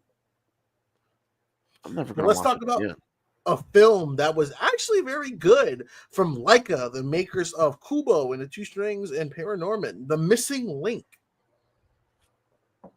I still haven't seen The Missing Link. What is that? I still haven't seen it. Really? Yeah, I still haven't seen it. Very good film. I love stop motion animation. I think it's very entertaining. Was shocked when it won Best Picture that next year. Oh, Best Animated Picture. Yeah, because I thought we all thought it was going to Toy Story 4. Everyone thought it was going to Toy Story. I mean, it should have, but whatever. But it's a fun little film. If you like stop motion and kind of like these very like European style comedy films, you'll definitely like this movie. Let me ask you a question, Mac. So What's now we're up? going to talk about it here in a little bit. Do you think for like general audiences who don't go to the movies often, because a lot of films didn't do too well in April, No. do you think they were just saving up their money for Endgame? Yes. Okay. The thing with the problem, because this is probably going to happen next year with Avengers Doomsday and Spider-Man, there's going to be so many movies that come out beginning of the year, because now they pushed Doomsday to December. Right. So now we have Spider-Man in the summer, though. Right. You're going to have all these films that are going to come out, because we don't even know what else is coming out next year, because there's still a chance we're going to get like a Fast and Furious movie next year. Probably That's not. not happening. There's no Okay. way that's happening next year. No. You never know. It could be secretly filming this whole time. But Mac, you and I both know that movies are coming out next year. no. But like, it's probably a lot of the films coming out between now and then, especially next year, is going to affect it the same way, like everything. Because everyone was like, all the studios were like, we need to release our stuff before Endgame, and like wait a little bit afterwards, toward like when it's out of the theaters Endgame. Right. Well, I mean, to me, it just felt like Shazam. Why would DC release? Now I get it was at the beginning of the month, but still, why would you release that the same month as what we all knew is going to be the biggest movie of the year, possibly the decade? Why would you release it the same month? If I was DC Warner Brothers, I would have done two things, Mac. Release Shazam around Thanksgiving, or you release it in like February, a couple months before. But then you run into the whole Captain Marvel Studios thing. So I don't know. It didn't sit right with me that you released Shazam just 3 weeks before the biggest movie of the decade. Maybe Shazam would have done better if it was like January. Maybe, Mac. You know, I still think Thanksgiving because it just has that holiday feel. So, but what do I know? This is why I don't work for studios. So, what do I know? But the next film of note, and are we still in April? We go a little bit down. We got April 17th. We got The Curse of La Llorona. My thoughts exactly. Hey, Matt, how far we had Endgame yet? Oh, No. shit, not yet. Okay. Man, this is one of those films where it's part of the Conjuring universe, and it was like, can you please put that on the Blu-ray? This is one of those films where yeah. it's just like at this point they were just churning out like any horror movie or like it's connected to Conjuring that's already gonna get it in the theaters, because I guarantee it was. I guarantee you in early development this had nothing to do with Conjuring. Absolutely not. No. They slapped that on and be like, yep, this is kind of like how J.J. Abrams does that for Cloverfield. This is what they do for Conjuring movies. Okay. Hear me out, Mac. Hear me out. This should have been in January. Yes. Escape Room should have come out this weekend. That weekend. Escape Room, no, because I feel like Escape Room would have done even worse. Would have done horrible at the box office. I think it would have been good counter programming for people who couldn't go see Endgame that weekend. Actually, then yeah. That's just my reasoning, because when you still had Shazam out and Us and that Curse of La Mama, but Curse of Medea. Ooh, man, that's a good idea for a movie. Curse of Medea. Yeah, I feel like Escape Room would have done just as well, Mac, just because of counter programming. Because we all know, Mac, people could not go see Endgame that opening weekend. They just couldn't. Mm-hmm. If you didn't get your tickets like 2 years in advance. So, anyway. Oh, yeah, Curse of La Llorona. Yeah, I don't care. This movie's trash. It's terrible. I It's was awful. sad that we had Linda Cardellini was in this. I'm like, what are you doing? Linda Cardellini is a national treasure who needs to be protected at all costs. I think Amy Adams' agent took Linda Cardellini's agent's job, whatever Linda got this job, because this felt like an Amy Adams move. Oh Like, god, hey, yeah. hey, Linda, take this. Will be an easy paycheck for you. It's going to do wonders for your career. Oh, okay. Now, thankfully for Linda, she was in 2 minutes of Endgame, so she, worked out for She her. got her money. So skipping all the way, shout out to I Spit on Your Grave, Deja Vu. But we got Avengers Endgame, April 26th, Never part seen 2 of the shut the fuck up. We got Avengers Endgame, part 2 of the 2-part finale of the Infinity Saga. You want to talk about the hype of hype? I remember the rumor that's saying that this movie was going to have an intermission. That was bullshit because everyone sat down and watched it. You want to talk about a film where you had to avoid you needed to go see Endgame opening weekend, otherwise you were screwed.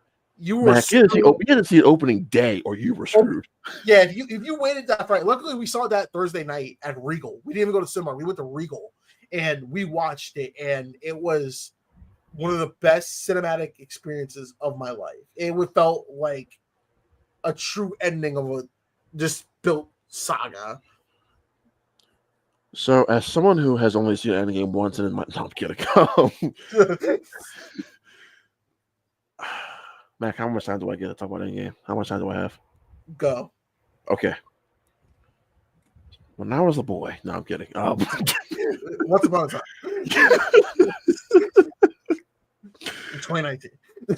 I mean, Mac said it perfectly. Like, this was. If you didn't see this opening weekend, you missed out. Yeah, you're screwed. You were gonna get spoiled no matter what. You were screwed. You missed it, but I feel like you missed out on a cultural event.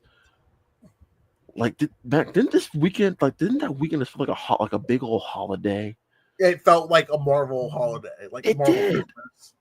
Like, we had never felt because I would turn on like Fox Business News and they were talking about Endgame and CNN. Theaters are packed. I'm like, what is CNN doing talking about Endgame? This was such a phenomenon that, Mac, I feel like only one Marvel film since then has really captured, and that was No Way Home. Yep. And even then, Mac, it still didn't fully capture that Endgame feeling. Because like you said, this, for myself and you, like personally, this was the end of a part in our childhood, in our teenage years, that we'll never get back. Like, it just truly felt like the end of a period in our lives. And it's such a beautiful film. I mean, with the sacrifices, the character sacrifices, with Cap wielding Mjolnir, Black Widow sacrifice, Portals moment, Mac, Cap getting his shield again. I mean, Mac, I'm asking you this like legitimately. Have you witnessed a better final hour in a film than Endgame since you've seen it? No, because I can tell you this: I tried to rewatch Endgame at home. It just doesn't feel the same. Okay, well, that part I can't agree with you on, but not like that, but like experiencing that opening night with that last. Because okay, hold up. I know it's your time to listen. No, you go ahead. Endgame has some problems. Definitely, definitely some pacing issues. Because okay, I'll agree with you on that. Okay, it is the buildup of that last fight that everyone is like looking forward to, but like there is especially in the middle, like that's my biggest critique, Mac. Is like I feel like the time travel stuff is the weakest part of the film. Yeah, but there's good stuff in it. Yeah, I want to say unnecessary. I just think it should have been paced better. But like there's good, like Thor and his mom, beautiful. Tony and his dad. Dude, come on now. Like if you don't get choked up and emotional during that when Tony and his dad meet, beautiful. Natasha sacrifice Mac. I feel like the entire MC has been building to like her wiping red. I'm looking Mac's trying right now because we're talking about it. But everything after that, like when they get back, to the present until the ending credits, Mac, it is nothing but an adrenaline rush. Yes. From Hulk snapping, portals, the big three, Iron Man, Cap, Thor going up against Thanos, Tony and Peter's. I mean, Matt, we can literally sit here for I could sit here for 5 hours just talking about Endgame nonstop. Like, I knew we were going to talk about this, so I really want to talk about not the movie, Mac, but just the cultural impact it had. I don't care how great Doomsday and Secret Wars could potentially be, Mac. They are not going to have the same cultural impact that Endgame had. No. Because the saga just hasn't been as good. And I have a couple questions, Mac. I want to ask you about this. I want to ask you. One, I feel like the comic book genre, Matt, took a hit after this. I do. I feel like just people are expecting too much from their comic book movies now because of Endgame. Do you feel the same way?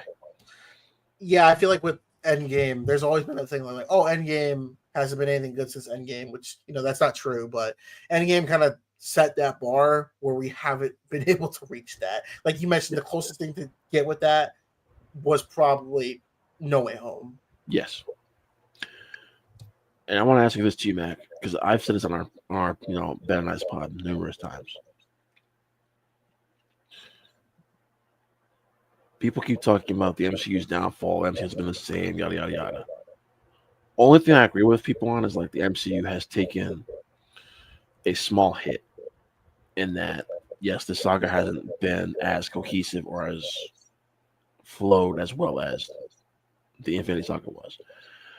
But I feel like a part of that has to do with, I think the Russos did too good of a job just tying a bow on everything, where it truly felt like a finale. I don't know if I've ever said this, on this show before, Mac, but like, if Endgame was if we had nothing else, I wouldn't have been sad or disappointed in the slightest. No. I feel the same way. I've heard people say that if Endgame was the end of the MCU for like 5 years to let it get time to rest, people would have been okay with that. And I'm saying, just period. Like if they wanted to reboot, reset, I would have been okay with that too.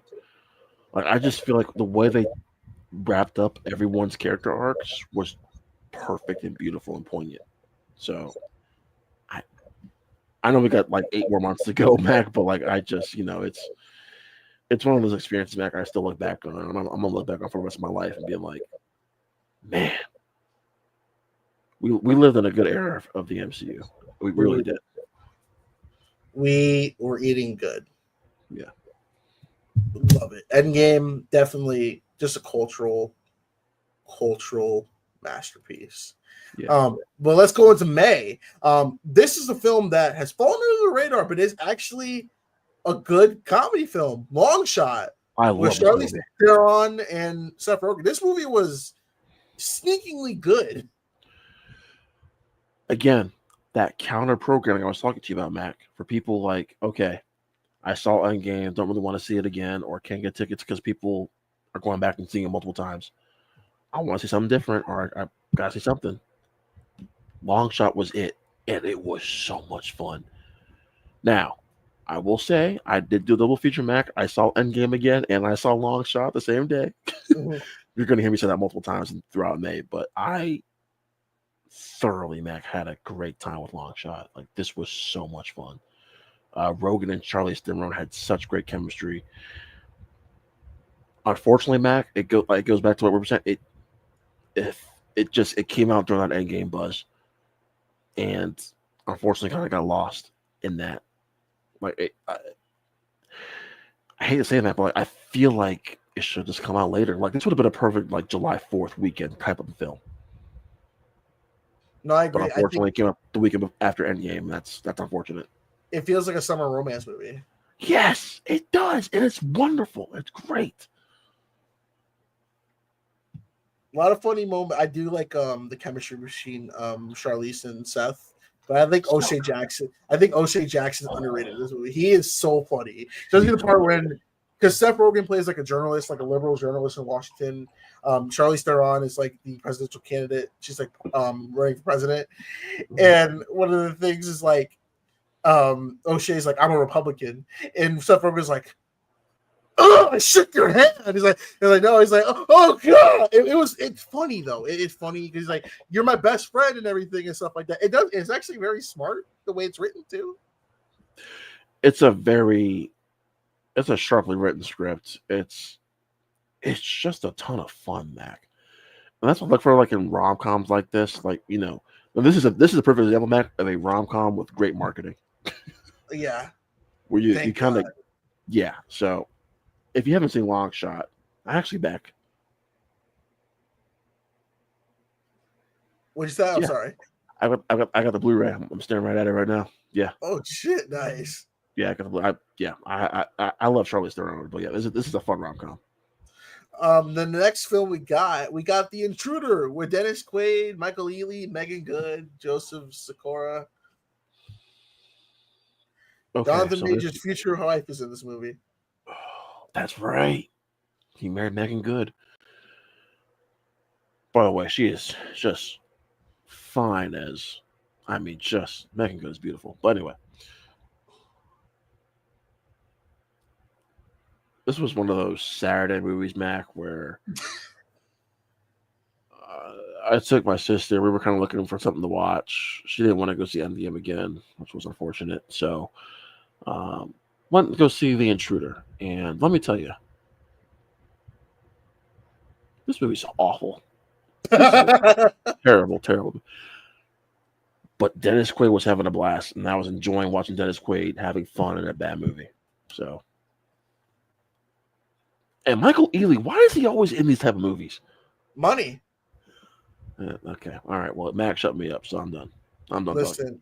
there was a thing that they said he should play like a young Lawrence Fishburne, and I see it. I mean, not James Earl Jones. I mean, he'll never be James Earl Jones, but I see it. But the next movie we got is Ugly Dolls with Kelly Clarkson, Nick Jonas, Pitbull, Wanda Sykes, Gabriel Iglesias, Blake Shelton. Why are you talking about this? Why are you talking about this, Mac? Dude, it's Ugly Dolls. This is obviously not a response to Trolls. Obviously. This movie had just all the singers and stuff like that. This was just like a. I remember this came out. I was like, "Who is this for?" Mac, I don't know. They needed a kids movie just to get the kids down for an hour and a half. I haven't seen it. I don't want to. I never will. Next. Hey, Ugly Dolls. Pretty good. No, it's not. But next up, we got a Netflix movie. We got Extremely Wicked, Shockingly Evil, and Vile. This is Ted Bundy's story. This is directed by Joe Berlinger, and it's with Zac Efron and Lily Collins. That's again. So this is the Zac Efron one. Yeah, I haven't seen it, but this is actually still been on my list of like Netflix films to watch because I've heard that Efron's great, but the movie's not so good.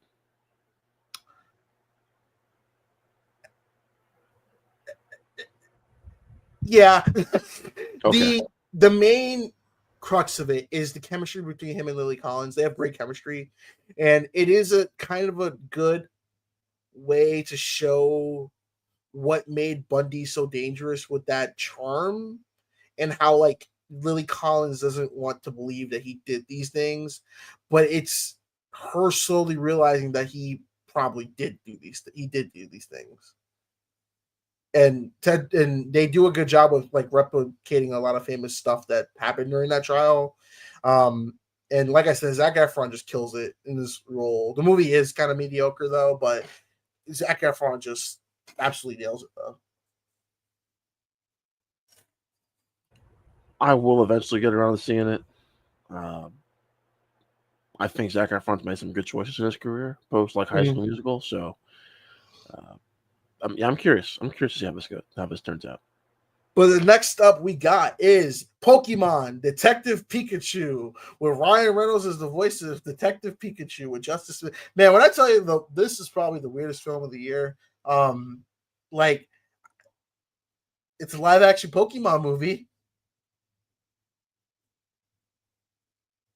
You're muted. So I had a much better time with this movie than I thought I was going to, Mac. Mm-hmm. And then this is one of those rewatches where I'm like, eh. I don't know if I just had like a really good theater experience, but like the rewatch, Mac, I was like, eh. And maybe it's because the story is very generic.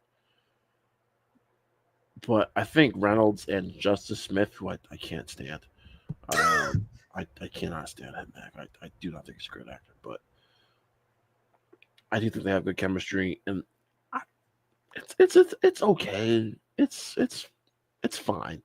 It's cute. I wouldn't mind a sequel. We're never gonna get it at this point, but you No. know, it's whatever. It's fine. Do you think it did well because of the name brand of Pokemon? Yeah, absolutely. Because Pokemon and you put a live action Pokemon movie out today, it'll still do well. So Pokemon's still huge, but they took advantage of the whole Pokemon Go thing back then. So you know, they had that advantage where now it's just like I don't even know if Pokemon Go is the whole thing. So Barely. okay. Now, I will ask you, Detective Pikachu, do you think this was like the first time where we got like a questionable casting for the voice of a character? Like before we got Chris Pratt as Mario, like Ryan Reynolds as Pikachu, because Pikachu doesn't really talk. Yeah, this felt like we just got to put Ryan Reynolds in everything since Deadpool. You know, and I mean, good for Ryan Reynolds, right? You know, going to get that paycheck, but this just felt like let's put Ryan Reynolds in many things as possible. Um, I didn't mind it, Mac, because it turned out great, but I feel like we would be more critical if the movie wasn't great and like Pokemon or Pikachu was the most annoying thing about the movie. But Pikachu, at least for me, Mac, turned out to be one of the best, probably the best thing about the movie. So that's just kind of how I feel about it. All right, but let's go to a real movie, John Wick 3, Parabellum. Now, you want to talk about a film I was excited for? I love John Wick. We all know this. When John Wick 3 was announced, this is 2019, after the ending of the second one, where we had a bounty placed on him. We're like, okay, shit's going to go down, and shit does go down. This movie is absolute fun. Probably where like the crazier stunts and stuff they do started with this movie. Like it hinted at in the second movie, but they go absolutely batshit in the third film. Like my favorite scene is probably like one of the opening fight scenes in the shop when he's throwing the knives at them. But it's I like love that scene. they make it realistic where like it's not hitting them directly, like sticking into them. They're bouncing off of them. They're breaking the glass, trying to get knives and stuff. And it has a lot of good scenery. Like when he's in the desert with Halle Berry and going to the high table, I think that those are some great shots and everything. And the last fight in the hotel, seeing the late Lance Reddick kick ass too is just absolutely awesome. This movie's fantastic. Ben and I just actually put out on our Instagram page our ranking of the John Wick universe films, and I had this at number 2. This movie's incredible, Mac. I love it. I was so thoroughly entertained. I saw it 4 or 5 times in theaters. One of the most entertaining action movies to date. One of the best action movies to date, period. And yeah, Keanu Reeves is fantastic. The world building, continue to grow the lore of the Continental and this whole Assassins thing of this Assassin's world. Halle Berry, Mac, perfectly cast for this type of role. She's fantastic with the dogs. Agreed. Yeah, just a ton of fun. Ton of fun. Yeah, like I said, the last like half hour is magnificent. Oh yeah. Now I'm crying a little bit. But let's move into the next big release. We were thinking about, we hinted it with Dumbo. We got Aladdin, which is one of the top 10 highest grossing films of this year. And as we remember, Will Smith was Genie. When that was announced, people were like, what the fuck? I don't care what anyone says. I love this movie. This movie's fun. I had a good time with Aladdin. Is it perfect? No. But I went in. I had a great time. I left the theater singing. Had a big smile on my face. Is it as good as the original live? No, I didn't need it to be though, because I knew at that point, Mac, what we were getting with these live action films, and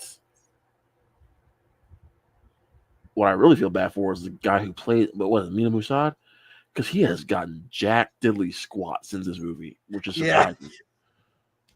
But Naomi Scott and Will Smith were the MVPs of this movie for me, Mac, personally. Like I thought Naomi Scott was a great Jasmine, and I thought Will Smith, you were never going to be as good as Robin Williams as Genie. You just weren't.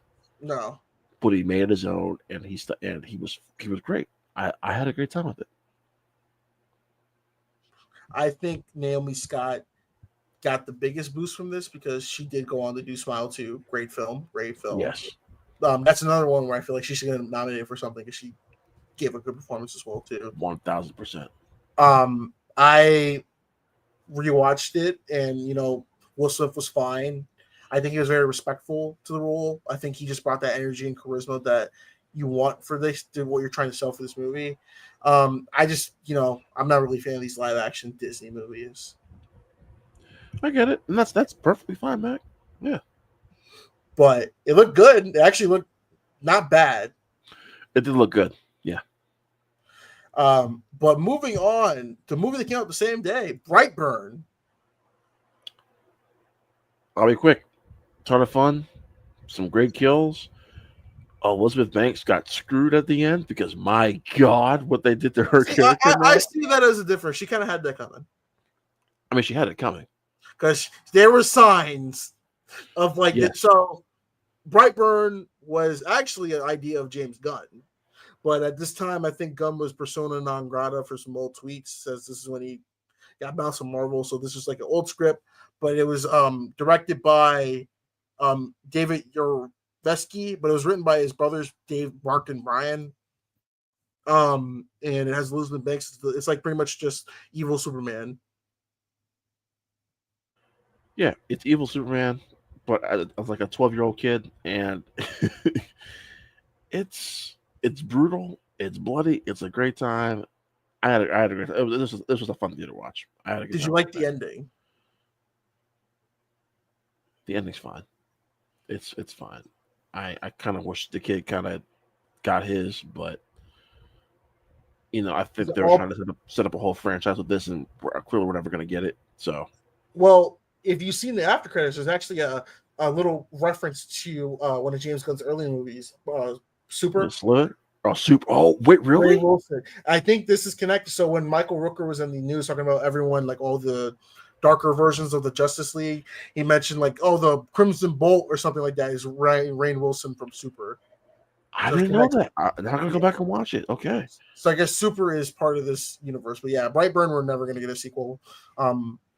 It's sad, but hey, at least we got Invincible. Dude, Invincible. Oh man, all right, yeah. Because I can go on. I love Invincible, but yeah. But let's move on to Booksmart, the actually good directed Olivia Wilde movie. Hey, don't worry, darling. It's okay. It's fine.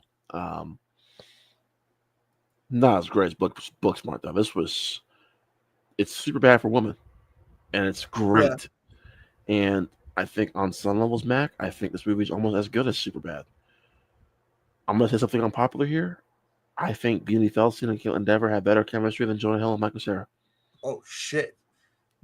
I just do. Have they done anything since then? Who? These two actresses. Caitlin Dever, yes. Wait, she's Abby in Last of Us Season 2, right? Yeah, Caitlin Dever, yeah. She's done some stuff on Netflix, and she's excelled in. Beanie Feldstein, no, I don't think so. Really? Yeah, I haven't seen her much. This is my introduction to Molly Gordon, because I know Molly Gordon was in this, and she was great. Jason Sudeikis was in this too. I think this was when still Jason and Sudeikis and Olivia were still married, but he was funny. And the driver in one of the scenes, she's actually in one of my favorite shows on Apple TV Plus right now, Mac. Shrinking. I think it's Natasha Williams, I think is her name. Mm-hmm. She's great in this. But yeah, this was all about Beanie Feldstein and Caitlin Dever, and they're great. It's raunchy, it's funny as hell. Mac, I love this movie so much. It's super bad for girls. Like I said, yeah, it is super. I like saying woman just to sound better, but whatever. It's super bad for girls, and I would love to watch Superbad and Booksmart back to back. Just kind of get that comparison. Yeah, I would. That would be a fun. And I have both. I own both. I don't know why I haven't done it yet, but there's definitely a lot of Superbad inspiration here in Booksmart for sure. It's like, I mean, Mac, how many times have we seen the typical high school movie of we gotta go, we've been nerds all year, we gotta do something big for the final day? Like, hold on, I'll let you talk. I'm gonna grab a movie that I know you've seen, but it's like we've seen this before. Hold on, I'll let you hold on a second. No, with Booksmart, it's definitely one of those like with Superbad. We got to think about what's Superbad. Superbad is very influential to the comedy genre and everything as a whole. So everything that's kind of come after that with that Judd Apatow style, just following awkwardness, kind of in this like year. Because I even would throw in like 8th grade in the same thing with it too. But Booksmart is definitely like more inspired by like Superbad and all those like teen movies back in the day. Definitely more, and Juno as well too. So I figured our pod for July. It's gonna be high school movies, my favorite high school movies. I think that'd be fun. Mm-hmm. And one of those movies that's on my list, Mac. If you haven't seen this, I'm gonna be very disappointed in you. Come on. Oh my god! Come on, Mac. Are we ever gonna get a sequel? No. They said they're doing it. I know they can say all they want to. Now, Todd Phillips produced this. That's right. He needs something to do. He needs something to do. He needs something to do. Was not good. Project X is like, God, I remember the legacy of that movie because I remember everyone was trying to have that party. Like there was like Project X parties popping up, but like, well, this party actually happened in Australia. Yeah, the kid, the real life kid, was like, it is such that. Oh, we need to talk about. We should do a podcast and like, we need to do like an episode about like Project X or like hard like. Ooh, I'm saying July. Let's just do a full movie like our favorite high school like party movies and stuff like that, like American Pie, Project X, all that stuff, man. Booksmart, Superbad. Project X is like the greatest, just chaotic energy. And I'll add this before we move on to the next movie. My favorite part in Project X is when they stole the gnome, those full of ecstasy.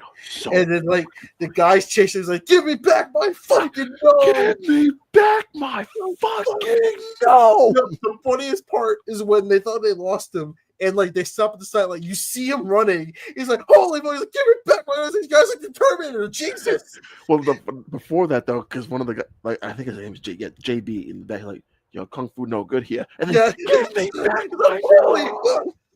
Another one is when they hired the 2 security guards and 2 kids, and they tasered the neighbor, and he's like, yeah, no, I'm definitely calling the cops. I got it on tape, jackass. So, I got you on tape punching the kid. You try it, jackass. He filmed the whole thing. Actually, all I got was you punching the child in the face. All right, before I move on, you and I can both agree that party was doomed from the start. Oh God, yeah, because they invited everybody. Well, as soon as we heard that he put it out on a radio station, yeah, that was it. Well, it's funny because the party was like fine. It just got crazier. Like once the ecstasy came out, yeah, like, that's when it got out of control. I did watch an interview with Thomas Middleditch, who plays Thomas in the movie. He said not Thomas Middleditch, Thomas Mann. Thomas Mann. I'm sorry. Yeah. He said in an interview when he went to see the movie, like opening night with his parents, the scene when he was gonna have sex with a popular girl in that film, it was so awkward. That scene was so weird. And shout out to the little person out of the oven just punching people in the nuts. He's like, motherfuckers. Listen, I saw this movie with my dad because I had to see it, and because I wasn't old enough to see it yet in theaters by myself. So like I was like, Dad, I want to see this movie. He's like, okay. He fell asleep like halfway through. Because he was like, what am I watching right now? But the awkward thing, Mac, was like in the car going home.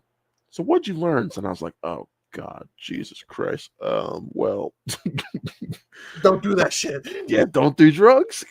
No, because it's funny because like even the dad in the movie was like, oh, Thomas is kind of a loser. He won't do this. At the end where everything went down, he's like, you know what, Thomas? I'm pretty proud of you. but you're still fucked. You know that, right? And he's just pulling out the damn minivan, his Mercedes out of the pool because, oh my god, it's just like. And I remember like the trailer definitely gave a lot away, especially with the flamethrower. It gave too much away, Mac. Way too much. If they didn't put the flamethrower in the trailer or anything, that would have probably been like good. One of the biggest surprises in like party movie history. Just but I'm sorry, Mac. I didn't mean to go off on tangent. No, you're good. Also, shout out to that movie because I think that definitely helped. I'm on the pursuit of happiness. Dude, okay, last thing. One of the best movie soundtracks ever is. I agree. God, this soundtrack is so. It's got Wale, one of my goats. Dude, Ray-Ban Vision. This soundtrack's perfect. But anyway, let's move on because we're not even in June yet. Oh yeah, it's still in May, so we're gonna near the end of May. We got 3 movies in a row. We'll start off with Godzilla, King of the Monsters. Man, this movie's not good. Real quick with this, Mac. This movie sucks. It sucks, but it's better. Well, actually, no, never mind. I was gonna say it's better than 2014, but now I'm thinking about 2014 was so much better. No, it's not. 2014 is actually one of my favorite monster movies. So yeah, no. This was so boring and like I just remembered like, 11 from Stranger Things in it, and Vera Farmiga's in it. Okay, I know we gotta like rush to the rest of this, but Mac, the marketing is better than the movie. No, I agree. The trailers were hype as fuck. And what we got was, I mean, I make this joke about all the time about this movie, but like Vera Farmiga had time in the monster apocalypse to make this very clean PowerPoint presentation about the end of the world and all this stuff. And I'm like, man, there's slide transitions and everything. Like, this is clean. Look, this is a school presentation. A+. Where my rubric at? It's just. And we don't gotta rush through it. Like we can still. I know, but I know. Yeah. But like, no, this movie sucks. Especially coming off of Kong. I was very disappointed. That's the thing. You're coming off Godzilla, and Kong Skull Island was so much fun. Ugh. But next up, we have Rocket Man. The answer to Bohemian Rhapsody, which came out the year before. Mm-hmm. I like Rocket Man better. So this always gets me in trouble, Mac. I'm actually a Bohemian Rhapsody fan. I do really like. I love that movie. I thought Rocket Man was just fine. It was okay, but I still walked away because I remember because you were part of Filmster Grab at that point. There was a big battle between Rocket Man and Bohemian Rhapsody, and Rocket Man was kind of winning that fight pretty easily. And I was like in my little corner, like Bohemian Rhapsody. So I don't know. I thought the musical numbers were fine. It was Taron Egerton's the best thing about this movie, though. Mac, hands down. He killed it. I think Elton John actually picked him, handpicked him to play him. He chose the right guy for it because Taron nailed it. He was fantastic. I loved him in it. I just wish the movie was better for myself personally. That's a conversation for another day, though. Oh no, you're good. And then last up, this movie just got announced. We're getting a sequel. Are you ready for Ma with Octavia Spencer? Why? There's one thing I remember about Ma, and I will always remember it. My sister, my mother, and I saw this in theaters, and the part when she painted the black kid's face white and said there could only be one of us, I fucking died. Dude, I lost it, man. I lost my shit. Another horror movie, Mac, where the trailers gave away too much, though. The trailer gave away way too much. I feel like it did, but it didn't really. Because still feel like there was a few surprises, but it tells you where the movie was going to go. And that's my problem. Like it gave. I mean, and you could probably telegraph just based off the movie itself where it was going to go. But I wanted to be surprised. But let me tell you, Mac, this was not one of my favorite movies of the year, but one of my favorite theater experiences of the year because I took my sister to go see this, and this was one of those her and I went to go see like on a Friday, Saturday night type thing. Packed theater, one of those more smaller theaters still, but like still packed. and everyone was just having a blast with it. I mean, everyone was just having so much because the premise is stupid. But Octavia Spencer is just hamming it up, and we were just having the time of our lives in that theater, man. It was this and then Child's Play, which I know we're gonna talk about later. Oh God, Theater experience was just amped up. I want to ask you this question, Mac, too. You can enjoy a movie so much just based off the theater, the crowd you're in. Like it makes a difference. It really does. Just with the crowd you're in. Because if the movie isn't that good, the theater experience is gonna be funny because someone's gonna say something funny and the whole theater is just be like, "Yeah, this movie sucks," so they're gonna just go with it. Oh God, but I actually have shared my story. Child's Play. We'll get to that. Well, let's go to June. Let's start off with the death of a franchise, Dark Phoenix. Yeah. I think at this point, right, the Marvel Fox thing was done. It was wrapped up, yeah. Yeah, it was wrapped up. We still had New Mutant. We had New Mutants a year later, or 2 years later. This felt like the movie were like, let's not even go for reshoots. Let's just put this thing out and let's just be done with it. Mac, this movie had the most potential out of all the Fox movies to be great, and they shit the bed so bad. I mean, Jennifer Lawrence even wanted to be in it. They killed her off in the first 25 minutes of the movie. He's like, I'm sick of this shit. There's good things about it, though. Sophie Turner, the score, the train scene. Yeah, that's about it. That's about it. I will say, I remember the memes of like this. We all knew Marvel bought Fox, so this really didn't matter. And it was just kind of like, we got to get this out anyway. It really didn't anything. This proves that the Dark Phoenix just can't work with this. Feige, I know Feige, apparently he's like really honed in on trying to get the X-Men right in the MCU. So maybe we'll get a proper Dark Phoenix. But, you know, we've had 2 Dark Phoenixes, and they did the Dark Phoenix better in Last Stand. Let that sink in. That's the sad thing. They did the Dark Phoenix better than the Last Stand, because the Last Stand is terrible, but I gotta agree. Next film we got is The Secret Life of Pets 2.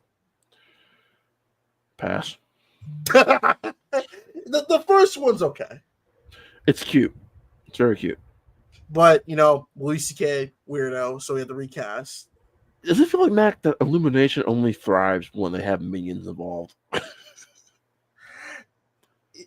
Yeah, or anything Despicable Me related. Yeah.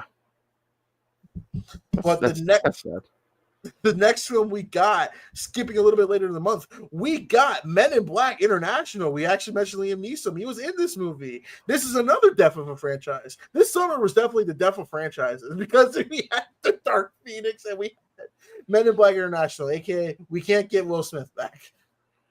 I'm going to get a bag of chips. I'm going to let you talk about this train wreck of a film here, Mac. Jesus Christ. Men in Black International is just everything that was wrong with just trying to revitalize the franchise, because this made Men in Black 3 look good in comparison. And Men in Black 3 isn't, well, it is bad, but when it comes to international, you have wasted talent with Chris Hemsworth and Emma Thompson. Just like it had potential, but it just didn't do it. And then like they leaned too heavily into like the wacky little alien sidekicks that the series was known for. And it's just like it's so boring. And like they did spoil it, like that Liam Neeson was the bad guy, essentially. He was like a turncoat. And like the way the story's going, you know what's gonna happen with Emma Thompson's or Tessa Thompson's character, not Emma Thompson, I'm sorry. And like I don't know what they were expecting for international, like to be like this new, it's the Men in Black, the UK version and stuff, but it didn't work. Men in Black International is it's the death of a franchise. I really don't know if we're ever gonna get another Men in Black movie. It's a damn shame. But I guess I'll move on to the next film. Shaft. Shaft was directed by Tim Story. It was the sequel to the original 70s Shaft, and then the Samuel Jackson, directed by John Singleton, back in the early 2000s film. This one has a young A-Train. Jesse T. Usher's in this movie. It was very disappointing. I like the original Shaft. I like the 2000 Shaft. This is just a weird, like, it was weird too because I think John Singleton had just passed away too. So like having the Shaft movie come out and not really like, it was nice to see Richard Roundtree get to kind of like come back, because I believe they retconned it, because I remember in the 2001s it was like a reboot of Shaft, but then they turned into like, oh no, Samuel Jackson's like Richard Roundtree's like son, but like I think they're around the same age too. That's kind of the funniest part. But you know, the trailers were kind of cool. I mean, Richard Roundtree, you know, rest in peace, man. Great actor. He had fun with this, and you know, I think that they definitely wanted to maybe do like a franchise with like the 3 generations of the Shaft, but it for what it was just it was okay. Whoops. Yeah, Shaft, the remake or reboot, Sequel remake. it's fine. It's very generic. Probably would have been better if it was just on Netflix, Mac. Honestly, but it's fine. The What about next Kyle one- Perry made it? Oh, it's Tim Story though. He did Spaceship. That's even worse. It's even worse. Next up, we got. I want to mention this before we get to the big one. The Dead Don't Die. So boring, disappointing as all hell. I thought this movie was going to be good. I was like, oh, Bill Murray, Adam Driver, zombie movie. Man, that was so fucking boring. Yeah, this movie's. Yeah, it's not good. Not good. But as we move on, we're heading into the 21st of June, where a certain little indie movie came out. Toy Story 4. Rod, this is our whole friendship in a nutshell of us talking about Toy Story 4. Because I'll tell you, like, here, Toy Story 3, perfect ending. Like, perfect send off for these characters. 4 just feels like not enough. It's not a terrible film, just like a very unnecessary epilogue. All right. Let me educate everybody here for a second. Oh, God. Is Toy Story 3 perfect? Yes, it is. It is a perfect conclusion to a great trilogy. However, it's a perfect conclusion to Andy's story. Who's been the character we've been following the most, Mac, through the 3 films and the numerous DVD shorts or DVD straight DVDs and Disney Plus shorts, whatever you want to call it? Woody. And so Toy Story 4, Mac, was the perfect conclusion to Woody's story. Mm-hmm. They needed to find a way to wrap up at least one of either Woody or Buzz's stories. So we've been following them the most. And Woody's kind of been really the main character since the first one. Yeah, Buzz was introduced, but Buzz felt like more of a supporting player, Mac, in part 1 before becoming more of a main player in part 2. And Woody was always Andy's favorite toy. Just was. It's true. And to have this conclusion of Woody kind of going back to Bo Peep and being with Bo Peep, finding a place where he belongs, was beautiful to me. Because not only did Bo Peep remind him where he needed to be, but Forky even made him realize where he needed to be. Mm-hmm. And I thought the journey was beautiful. Now, the one thing I will say, Mac, about Toy Story 4 I don't like, they made Buzz really dumb, which I didn't like. I was like, why are we making Buzz like an idiot? But it gave us one of my favorite new characters, Mac, and Duke Kaboom, Keanu Reeves. So funny. 2019 was his year, man, because he had John Wick, Duke Kaboom, and then that Cyberpunk press conference. You're breathtaking. He was fantastic. So it's beautifully animated. The comedy, Mac, this is the funniest Toy Story for sure. And the ending, Mac, really got to me when Woody says goodbye to his friends. Unfortunately, now, Mac, we have a 5th movie coming out, and I listen. That's now, I the won't be with you on unnecessary this. epilogue. Yes, and I will. So I will agree with you on this. Where we don't need this fifth film. We don't. But I trust Pixar still. So, but we'll see. But yeah, that's our abbreviated version on Toy. My abbreviated review on Toy Story 4. A beautiful conclusion to Woody's story. Um, where part 3 was more of Andy's conclusion. I'll give you that. That's actually a well thought out explanation of it. Like I think that I still think it is fun. I like Key and Peele's characters in it. And like it The those hardest guys, laughs from me that came from those two guys. Yeah. Mhm. But it's just weird that we're getting the fifth movie where it's like, damn, this should have maybe ended like a movie or two ago. Like, do we really need one more movie? It's just Iger wanting to go back to what works for Disney, which was sequel, and then sprinkle in an original film here and there. So, sprinkle in an original film, which will spawn off more sequels. So, Yeah, how Strange World's working out. next. So we brought this film up, Child's Play.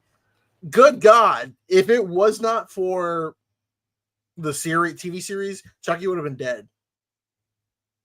Because this movie was a reboot of Child's Play. Because, I fucking hate this movie, man. This movie wastes Audrey Plaza as a character. That's fun. The movie also is very boring in terms of Child's Play, and it was trying to be like, oh, instead of him being a possessed doll, he's just a rogue AI that really wants Andy. So, when I saw this in theaters, Mac, I enjoyed it. Like I said, it was one of those theater experiences where I had a good time with an audience. And then I rewatched it at home and I was like, yeah, okay, it's not as good as I remembered it being. So, it's whatever. It's one of those throwaway kind of horror films for me. I was like, yeah, I'll turn that when I fold my underwear next time. So there you go. It's fine. Then we got Annabelle comes home. Speaking of movies, Nope, I'm good. Pass. Done. You don't want that Conjuring universe money? I'm so sick of the Conjuring universe, Mac. I just can't. I really can't. Are you excited for the new one? What's that? Are you excited for the new one? No, not the slightest. No, I am, because it really does feel like they're done, so we can move on. Okay. But if this makes like $340 million, I'm gonna be really pissed off because we're gonna get another one. And the last movie in June is a movie that got the studio sued yesterday with Hamish Patel about this guy wakes up in an alternate timeline. No one knows who the Beatles is, and he has to try to make the music. And this got sued for false advertising because Ana de Armas had some cut scenes in this movie, and her cult-like fans were like, hey, we are suing you for false advertising. And I think they got some traction on that, if I'm not mistaken. I love this movie. This movie's sweet. It is a sweet movie. The music's great. Very low key. Mm-hmm. One of the more underappreciated films from 2019, to be honest with you. I agree. Uwe James, Hamish Patel, terrific chemistry, good performances. It's fairly straightforward, like kind of rom-com stuff, Mac, but I had a great time with it. Me too. Yeah, I got nothing really else to add because we're moving on into July. Now, this is where we get some beefy shit. So we start off strong with Spider-Man Far From Home, a good follow-up to Endgame because there was troubles of like, how are you going to follow up Endgame? And well, Jake Gyllenhaal said, hold my fishbowl. Far From Home is really fun. Mysterio, probably one of the best villains that we've had. That wasn't like the old ones in the third movie. Great villain. Wish they didn't kill him off in this. The ending was iconic. Definitely that it perfectly sets up that third movie. This was the perfect follow-up to Endgame because I think we were all Max still kind of like in a depressed state over what just happened at Endgame, and we needed to have some lightness. And Far From Home kind of gave us that fun-spirited movie we were kind of needing after the heaviness of Endgame, and then it just smacked us right in the face, Mac, with that. One of my probably in my opinion, Mac, the greatest post-credit scene of all time. What With the? Peter Parker's identity being revealed, like or Spider-Man's identity being revealed, is one of the greatest moments in MCU history. Love it. Just the way it was set up, the way it was executed. Jake Jonah being reintroduced into the MCU. I mean, Mac, could you have imagined a better ending? I mean, yeah. Far From Home is like I said, a good follow-up. It's my least favorite of the three home trilogy films, but it is so much fun. So the next film we got, this was the big one. This is a director who did something before in 2018. It was good, and he's like, "Hold my beverage," and that is Escape Plan: The Extractors with Sylvester Stallone. I'm just joking. We got Midsommar by Ari Aster, and this is Florence Pugh. Though this is the film that very divisive for Ari Aster fans because following up from Hereditary, one of the best horror films of our generation, Midsommar definitely was interesting. Wasn't a lot of people's cup of tea. I liked it. I know you liked it, Rod, too. But why do you think people didn't? A lot of people weren't feeling this. Was the expectations just too weird? Expectations. It's a 2.5 hour horror film. I didn't know it was divisive, honestly. Actually, Yeah, there's some discourse to say like this movie isn't really that good. I think it's great. I mean, it's my favorite Ari Aster film. It's one of my 5 favorite horror films of all time. I think this movie's perfect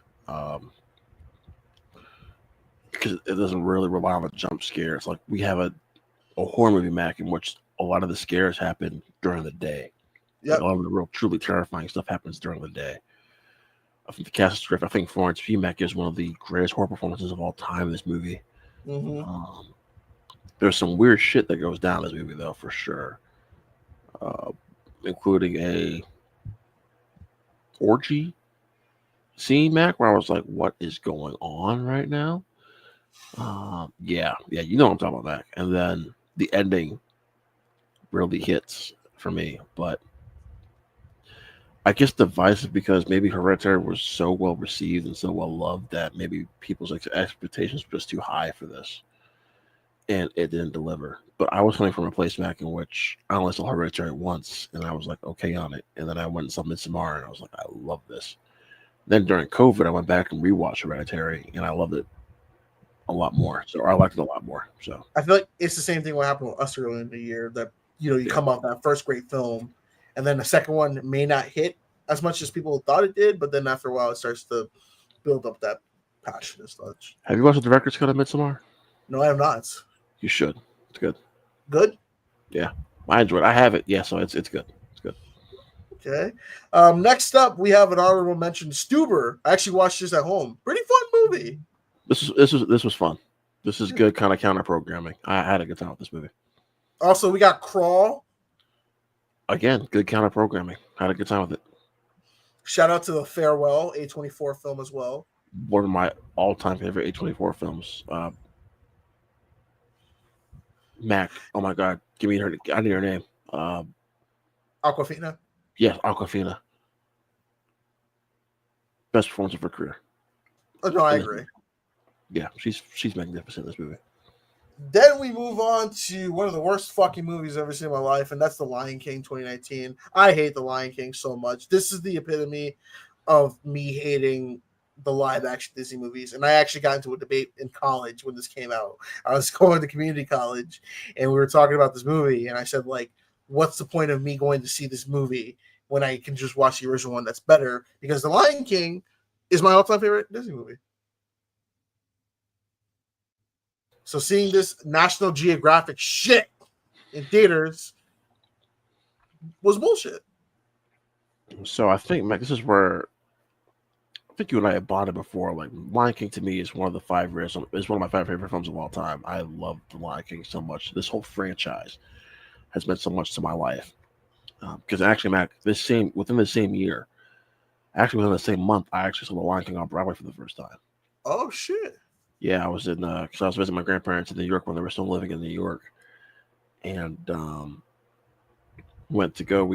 Myself, my mom, my immediate family, mom, dad, sister, and my grandpa, my mom's side. We went to go see Lion King at like an early matinee, and I just had the time of my life. I was really I was in love, and I'm one of those people who loves The Lion King 2, Simba's Pride, the animated sort of DVD film. I love that movie. Lion King 1.5 is fun, and Awesome. listen, I don't care what anyone says. I love Mufasa. The new film that came out last week, I had a great time with it. Mm-hmm. This film, okay. Everything Mac before Simba turns into adult Simba is great. Everything after that is a slog to get through.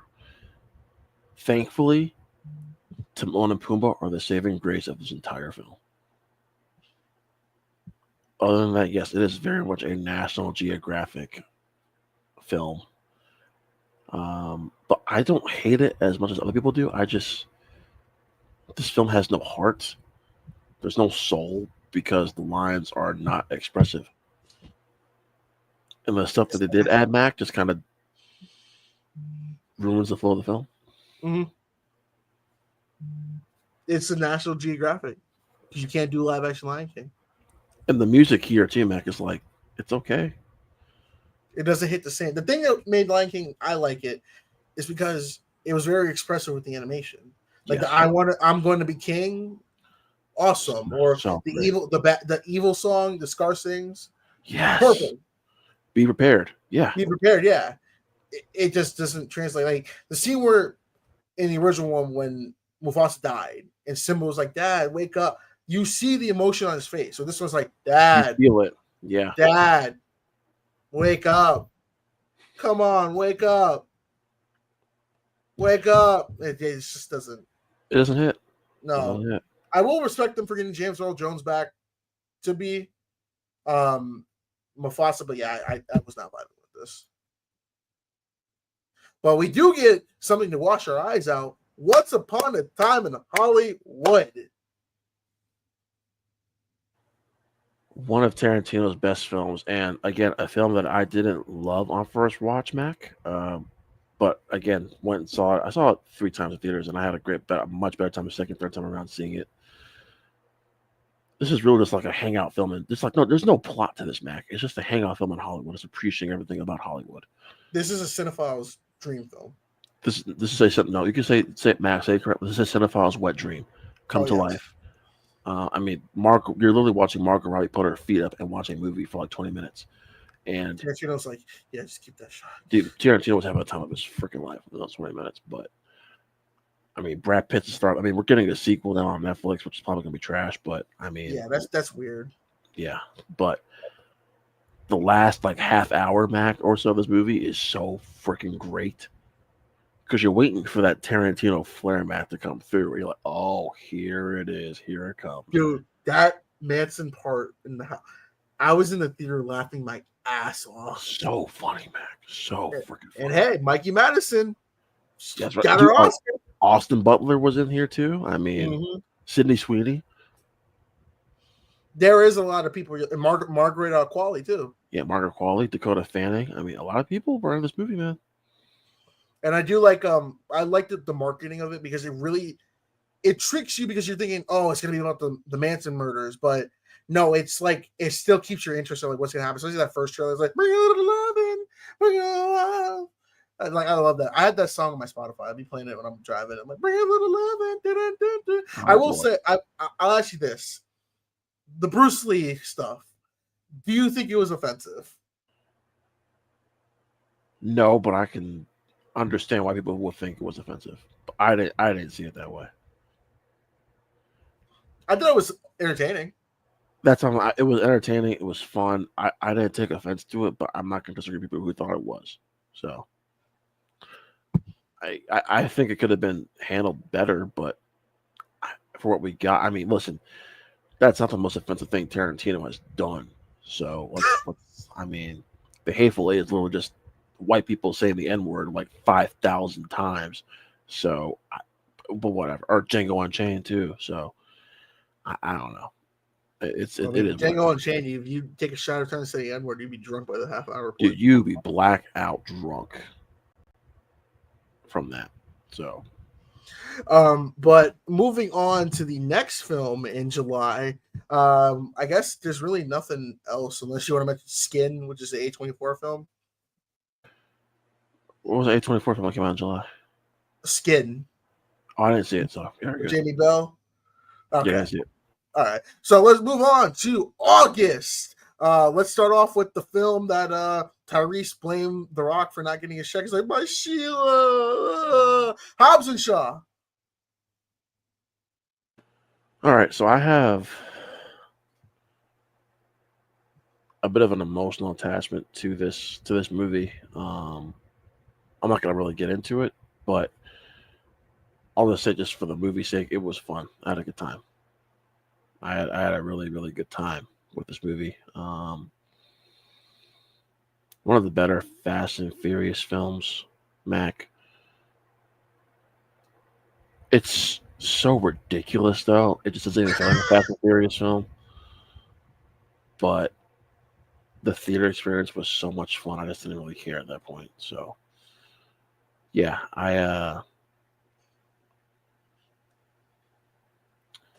yeah, it's a really fun film. I'll never have anything bad to say about it because it's ridiculous. It's preposterous. I don't think it's a bad movie, actually. It's Like, not. This is a fun, like, this is exactly what we were joking with Fast and Furious. Oh shit! What Fast and Furious would turn into, and it did, because we went to fucking space a few movies later. Like, it wasn't far out. Literally 2 years later, we went to space. I mean, Yeah, like, Jesus. it wasn't too far out of what they were gonna do. Yeah. But I liked it. I think Idris Elba was great villain. Jason Statham and The Rock had a great chemistry. It is funny that this movie was made because, beef. But, Hobbs and Shaw is fine. But I'll tell you what was actually a very underrated movie, A Score to Settle with Nicolas Cage. Haven't seen it. Pretty good. One of the more underrated of his straight DVD stuff. And then we have later in the month of August, we got Dora and the Lost City of Gold. Pass. Actually, not a bad film.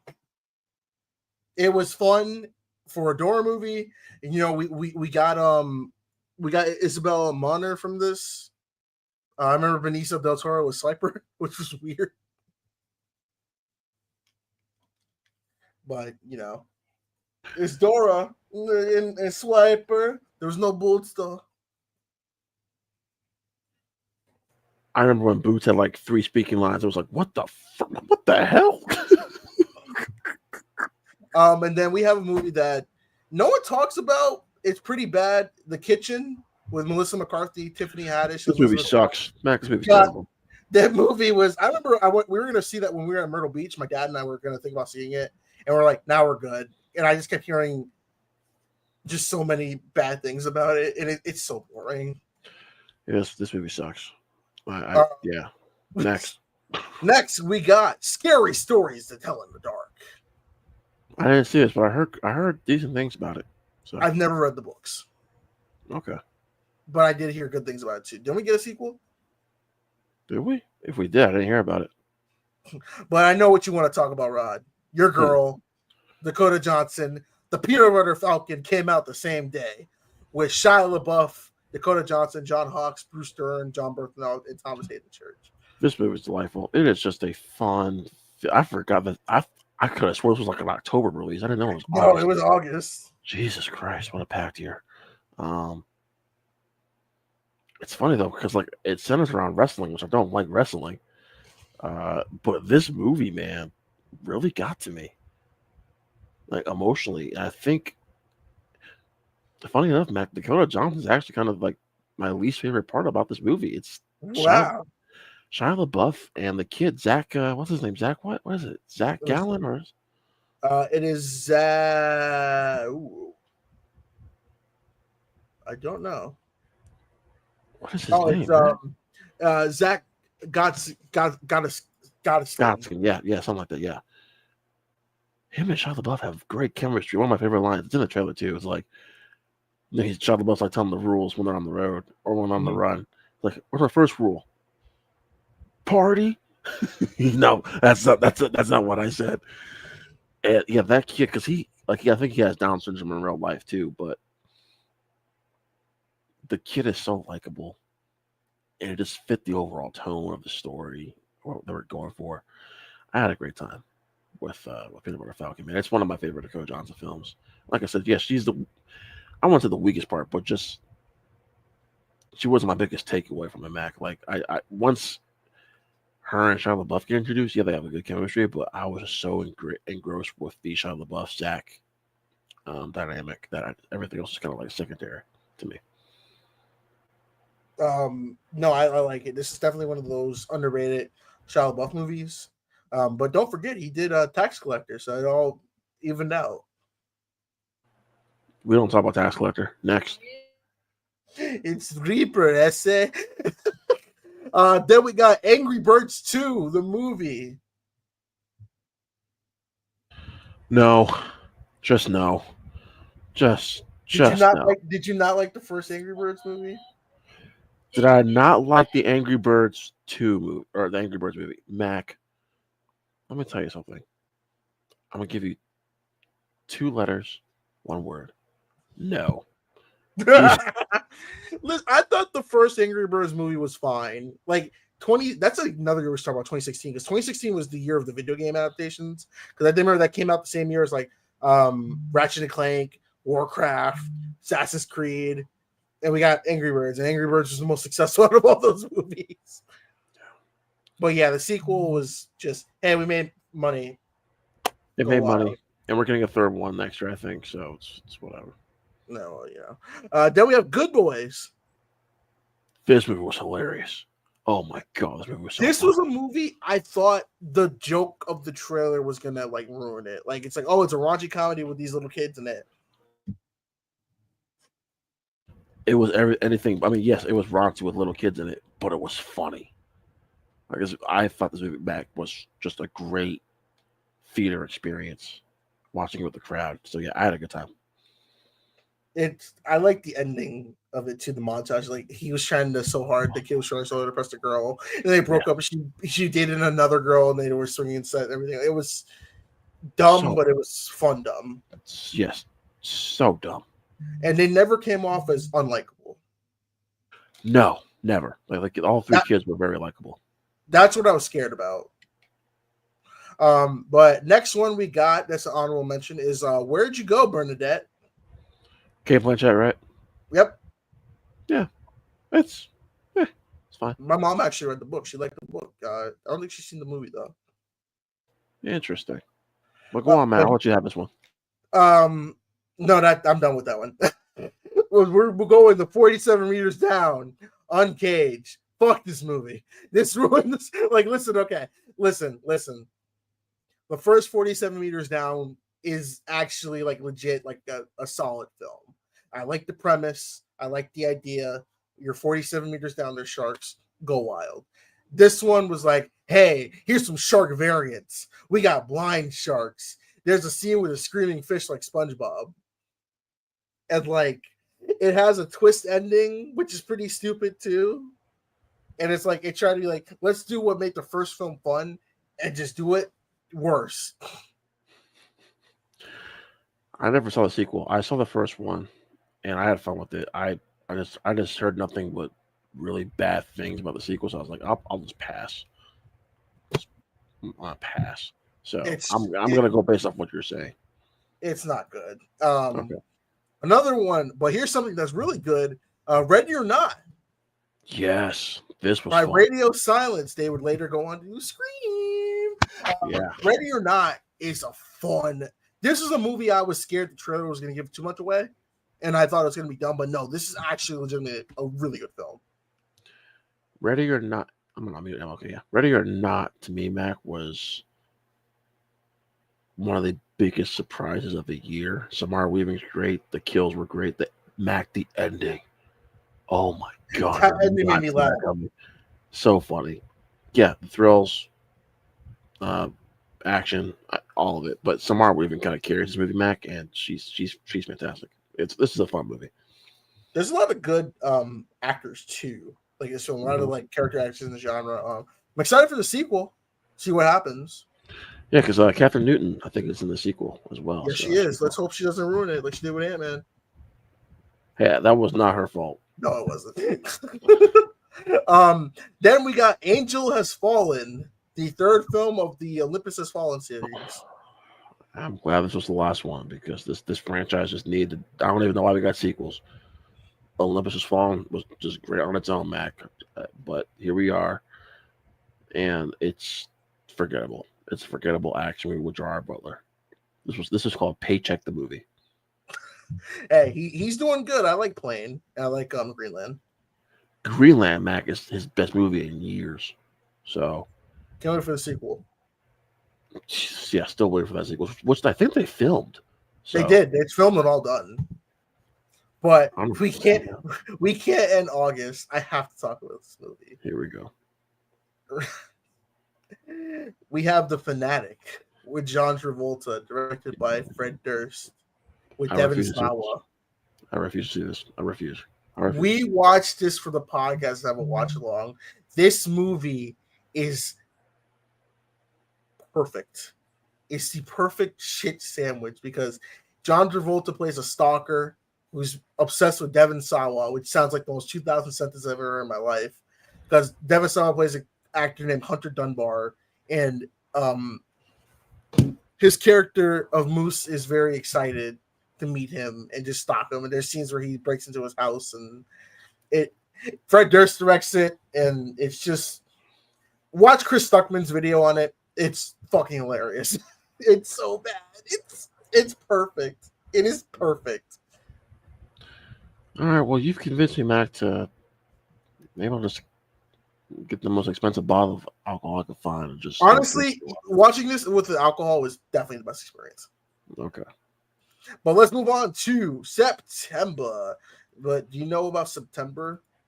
Do you remember? Oh, Jesus. Don't you start. All right. So, as we start September, there was one film that everyone was excited for.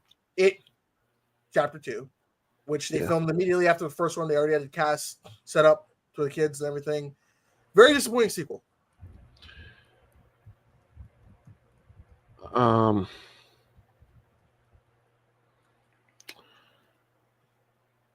I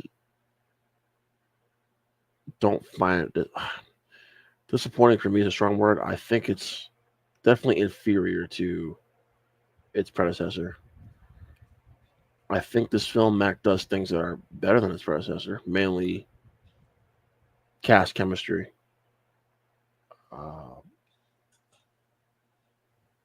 That might be about it, honestly. But I think because they already had them casted when they did the first film. Like they had that plan.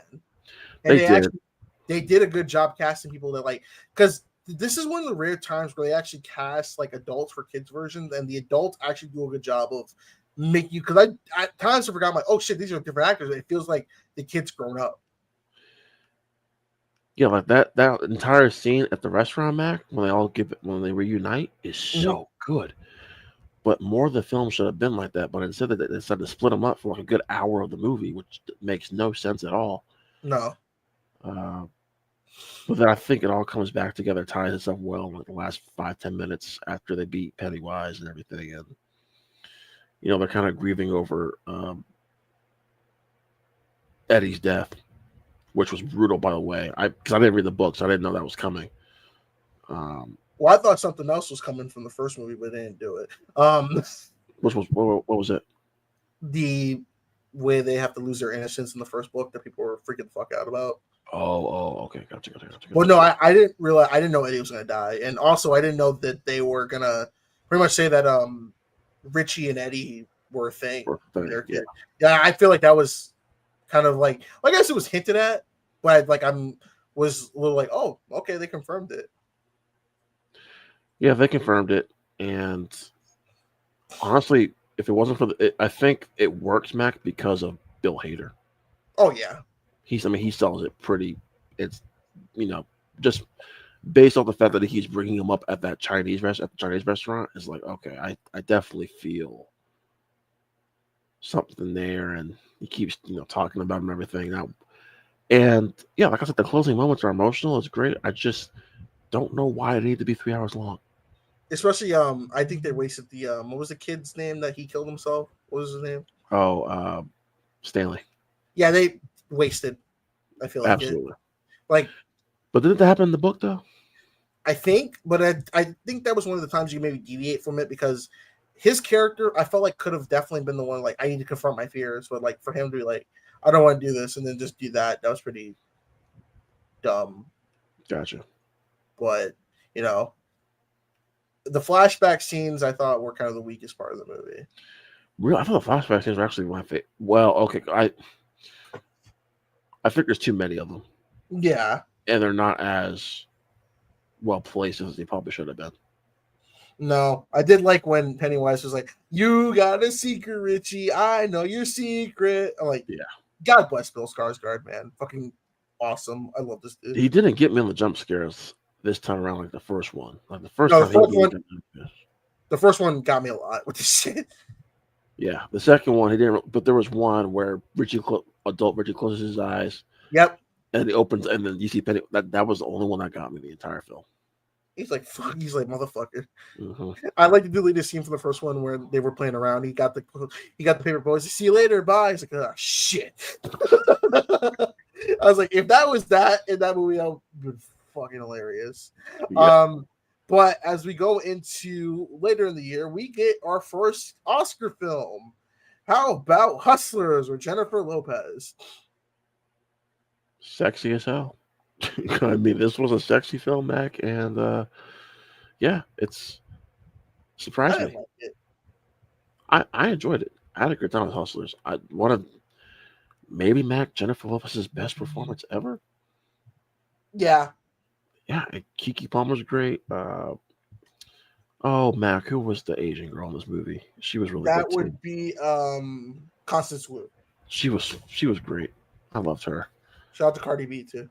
Yeah, Cardi B, Keke Palmer. What's the Bourne girl? Julia Stiles. Yeah, she was in this. And then wasn't Lizzo in this, Mac? Yeah, she was. Oh, Jesus Christ. Mac, why am I trying to blank on the person's name? Lily Reinhart. Yes. She was great. The cast, the girls have great chemistry. Good, yeah. Yeah. I just thought the movie was just, I was like, didn't J-Lo get nominated for Best Actress? I know she got a Golden Globe nomination. Oh, Golden Globe, okay. I was like, I don't know if she got an Oscar for this or an Oscar nomination. I know she didn't get the Oscar. I don't know if she got an Oscar nomination for it. But she was having a pretty good year during the award circuit, though. Like during the awards buzz. She was having a pretty good freaking year. So, but the next big film we got is Tall Girl on Netflix. Didn't see it. Don't want to.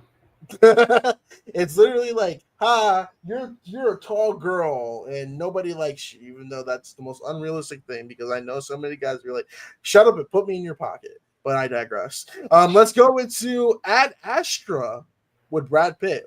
Very underrated film. I'm glad you think so. This movie's boring as hell. It was definitely one of those movies where like it came out and like I feel like it had its fans. Like I like it. It's a very unique film. I wasn't expecting a Brad Pitt movie like this, but I do feel like it isn't for everyone though. Yeah, did not.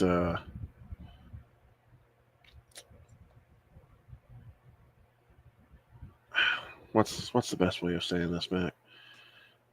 The trailers got me hyped. Had me feeling this was gonna be like the next Interstellar. Yeah. And unfortunately, Mac, it was just Brad Pitt's narration for like almost 2.5 hours, and I was bored out of my mind. Oh my god! But I'm sorry. Good. I want to give a special shout out to probably one of my more favorite movies of the year, Downton Abbey. That is not what I expected you to say, but I watched Downton Abbey growing up. Okay. And when I found out they were making a movie considering the story with a lot of the cast coming back was awesome. I've seen the last one, which is pretty good too. They're making a third one coming out this year. I love Downton Abbey. It definitely felt good just to seeing this syndicated show get its own its own movie. Because like before, I feel like it would have been like a TV movie, but I'm glad it got theaters. I thought the cast did a great job, considering that it's the same, pretty much the same cast from TV show. They're like, hey, we're doing a movie for them, and a lot of them had movie experience, so it makes it work. So make the seamless transition from like an episode to a movie. I loved it. I love that.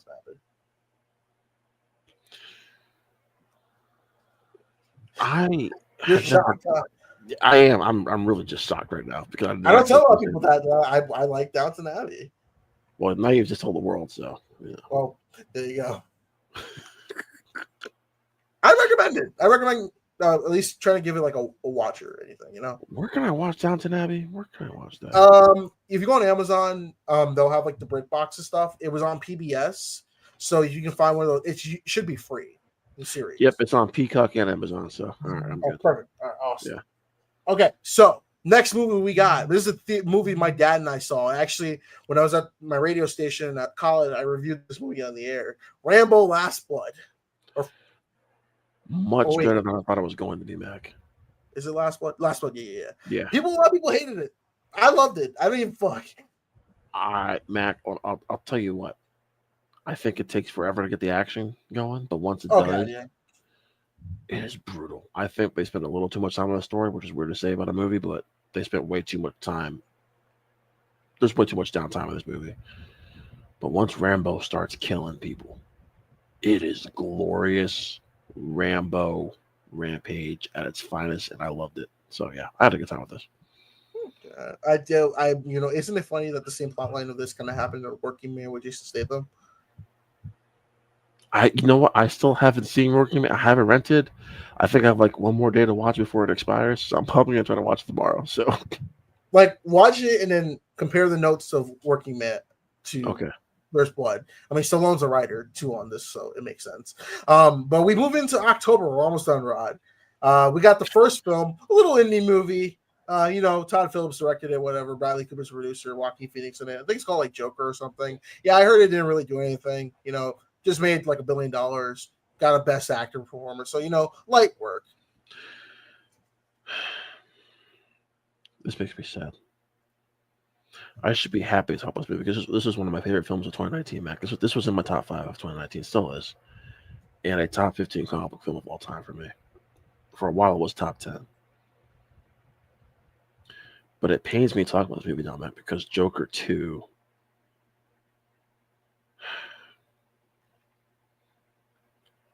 is so bad. And I want to say it's an awful dog shit movie, but it's just so bad. It doesn't even compare to the first. Like you can't even compare. Like I think the lone bright spot on Joker 2, man, would be Joaquin. Mm-hmm. Yeah, so man, I want to praise Joker 1 so much, Mac, but I'm gonna have to leave this to you because like talking about Joker, man, just it pains me because Joker 2 is just so average. So, here's the thing. There should have never been a sequel to Joker. No, never. This was a one and done character study movie about using the inspiration of Joker. That's really it. Like, there should have been no shape or form, no Joker 2.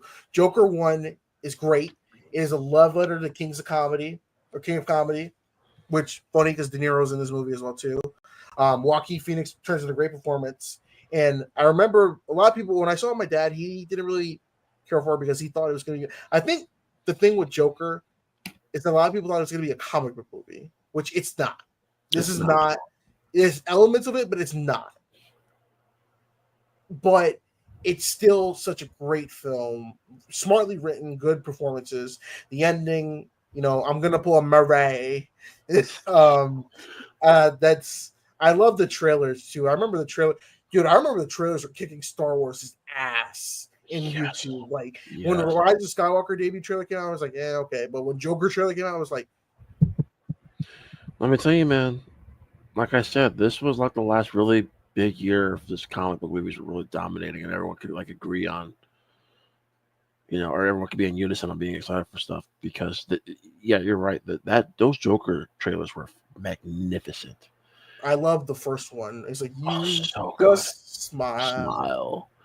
And it was giving you something different. And like, it is not a comic movie. This is basically a character study. It's a drama.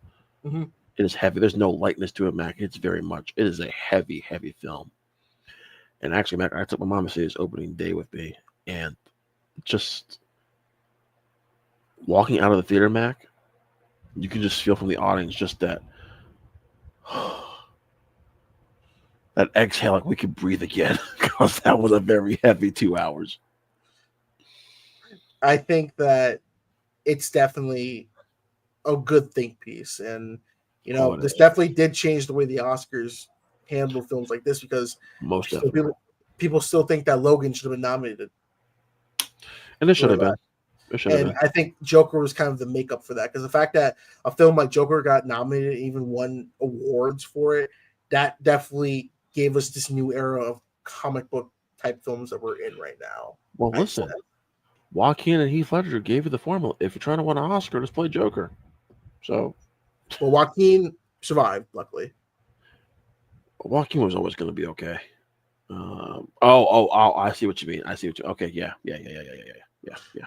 I was like, where are you going with this, Mac? I was like, oh, wait. Okay, gotcha. Yeah. I mean, we all know Heath kind of, unfortunately, just went a little too deep. I mean, he took that role really, really, really, because like you don't even see Heath in that performance at all. No, it's weird going back to watch A Knight's Tale of the Patriot and then going to do Dark Knight. You're like, oh my god. Yeah, like you do not see Heath Ledger at all. And in But, times and Joker as well, Mac, you don't see Joaquin. So yeah, I keep forgetting Joaquin's in it. I'm like, shit. mm-hmm. But but at least Joker had its one movie and nothing else ever came out. Nope, nothing. Yeah. But let's go on to a film that was actually a big surprise. I didn't watch this at the time, but I watched it later on during COVID. Dolomite Is My Name, aka the movie that saved Eddie Murphy's career. Yeah, it took me a while to get around to this one too, Mac, and this was the start of the Eddie Murphy renaissance. So this was a fun movie. I had a It good was time. fun. It was funny. And my mom, she grew up with Rudy Ray Moore and the Dolomite movies, and my dad too. So they love this movie. Like this is definitely a love letter to the blaxploitation films back in the day. And this is something I feel like Eddie Murphy was very passionate about.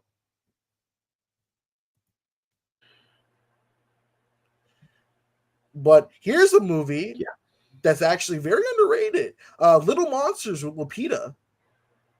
I haven't seen this yet. Oh my gosh, it is fucking fun. My mom and I watched it on Hulu. Fun take on the zombie genre with kids. The kids aren't annoying. I love it. It's fun and definitely it's on Hulu, so I give it a watch.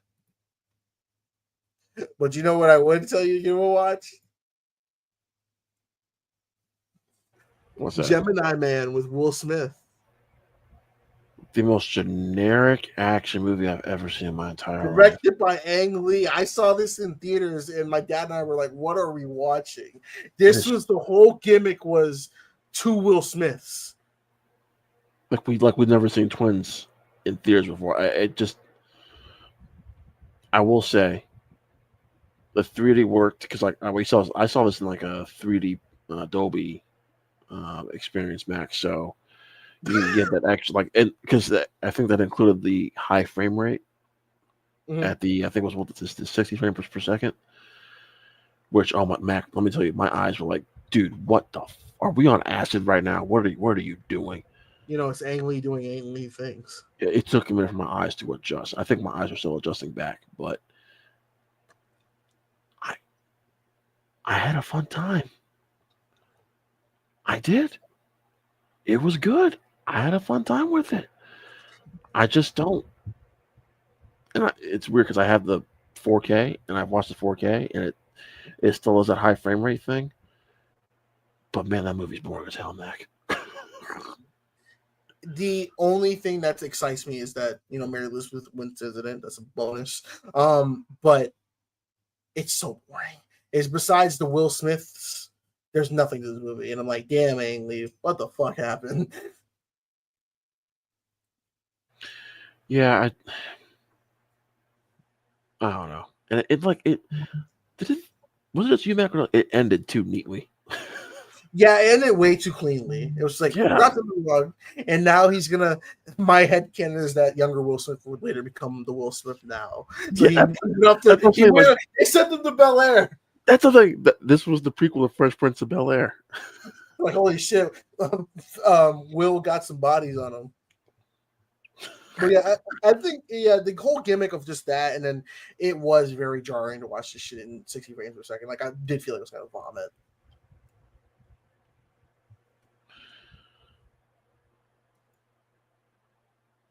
But on that same, day, we got the animated Isaacs, the Addams Family. That's it. It was all right. That's it. But later in the month, Rod, we had at least 5 movies. Quality may vary. We got, starting off, El Camino, the Breaking Bad movie on Netflix. Decent. Good way to wrap up Jesse's story from Breaking Bad, taking directly place after that. I watched it and I thought it was fine. Yeah, decent Netflix movie. Yeah. Then we got Maleficent, a Mistress of Evil. Pass. 5 years too late. I actually like the first Maleficent. I do too. I think it's fun, and the best thing about both these movies is Angelina Jolie is just having the time of her life. So. Oh my god! But I like the first one because it's the part when she hits the baby and the baby laughs like, "I hate you." It's such a mood, like, "I hate you."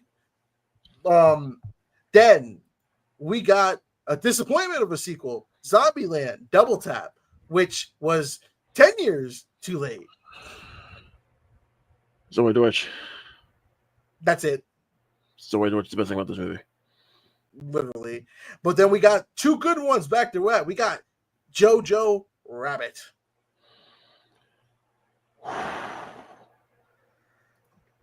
This might be Taika Waititi's best movie. I think it is his best movie, truth be told.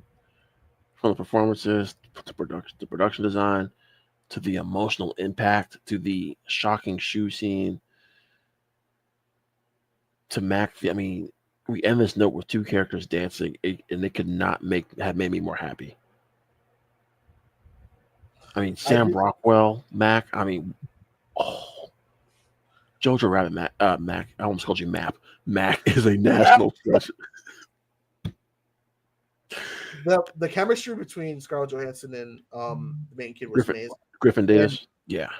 Dude, I will say, like, when he saw the shoes hanging, that got me. Like, I started to tear up. I was like, damn. I was like, okay. I was laughing, and now I'm like fucking crying. Thanks, guys.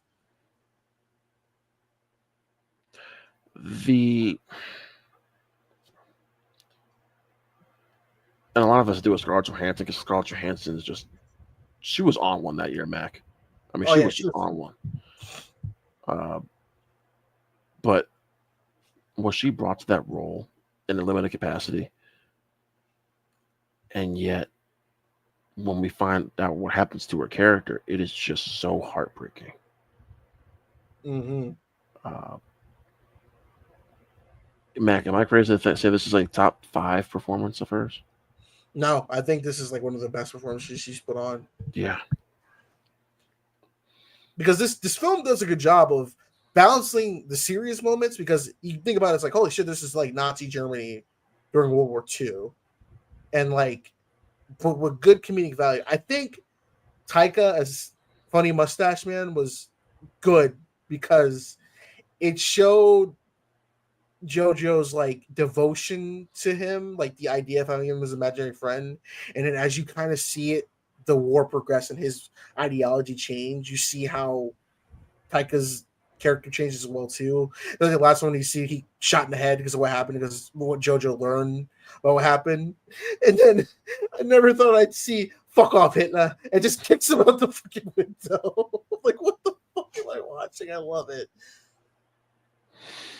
There's So many great things about Jojo Rabbit, Mac. I kind of want to re-release in theaters just to watch this on the big screen again. It's never going to happen because Disney No. doesn't do that a lot. But man, this was such a great experience to watch, Mac. I thoroughly just had a great time with this movie. And then Rod, we got The Lighthouse. Banger, Holy banger. shit! One of the most effed up horror films I've ever seen in my entire life. My Just God. so disturbing. Woo! Woo! I think Yeah. this was the film that definitely got Robert Pattinson the role as Batman too. Oh, 1000%. This in good time, for sure. And this was definitely the Robert Eggers is like, hey, take my name seriously as a horror director. Robert Eggers. And listen, I didn't love Nosferatu. I appreciate a lot of the technical aspects, Matt, but as a film overall, it didn't click for me. Mm. Robert Eggers has made a name for himself though as one of the greatest horror directors of our time. And whatever he does, I know he's doing a Christmas Carol down the road. And What's Werewolf. Yeah, that's his next one, right? The werewolf movie. Yep. Uh, What's crazy about The Lighthouse is that I'm looking. This was only his second film. yeah, Like- the first one was what? The Witch, The right? Witch. You know, it's 2015. I like The Witch. It was a solid opening, but to go from that to this, and you're like, holy shit, you're like, feels like you've been doing this for years. Like I said, I don't love everything. I respect The Witch, I respect Nosferatu, but The Lighthouse just really hits. I don't know why, Mac, it clicked for me as well as it did. I don't know if it's because it's probably the film that's the most well paced, Mac, if that makes any sense, and just the best acted of the bunch. And then the ending is so disturbing. Just that final shot of Pattinson, Mac, if you know what I'm talking about, is so disturbing. And there's actually another disturbing A24 ending that we'll get to later. Yes. December. Oh my god. But Lighthouse, really good. Please watch it. Yes. And then watch The Northman, and then watch Nosferatu, and then go see Werewolf. Just watch all Robert Eggers films. Thank you. Shout out to Black and Blue with Naomi Harris and Tyrese Gibson. I actually saw this in theaters and reviewed it. Very boring and forgettable. What's it called, Mac? Black and Blue.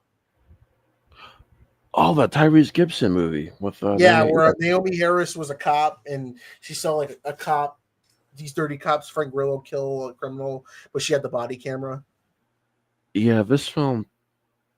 I didn't. Okay, so I have it digitally. I still haven't watched it. I probably never will.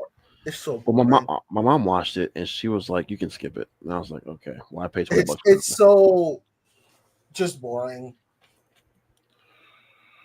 Yeah, I'm kind of at the. Oh Jesus, I'm at the point now, Mac, where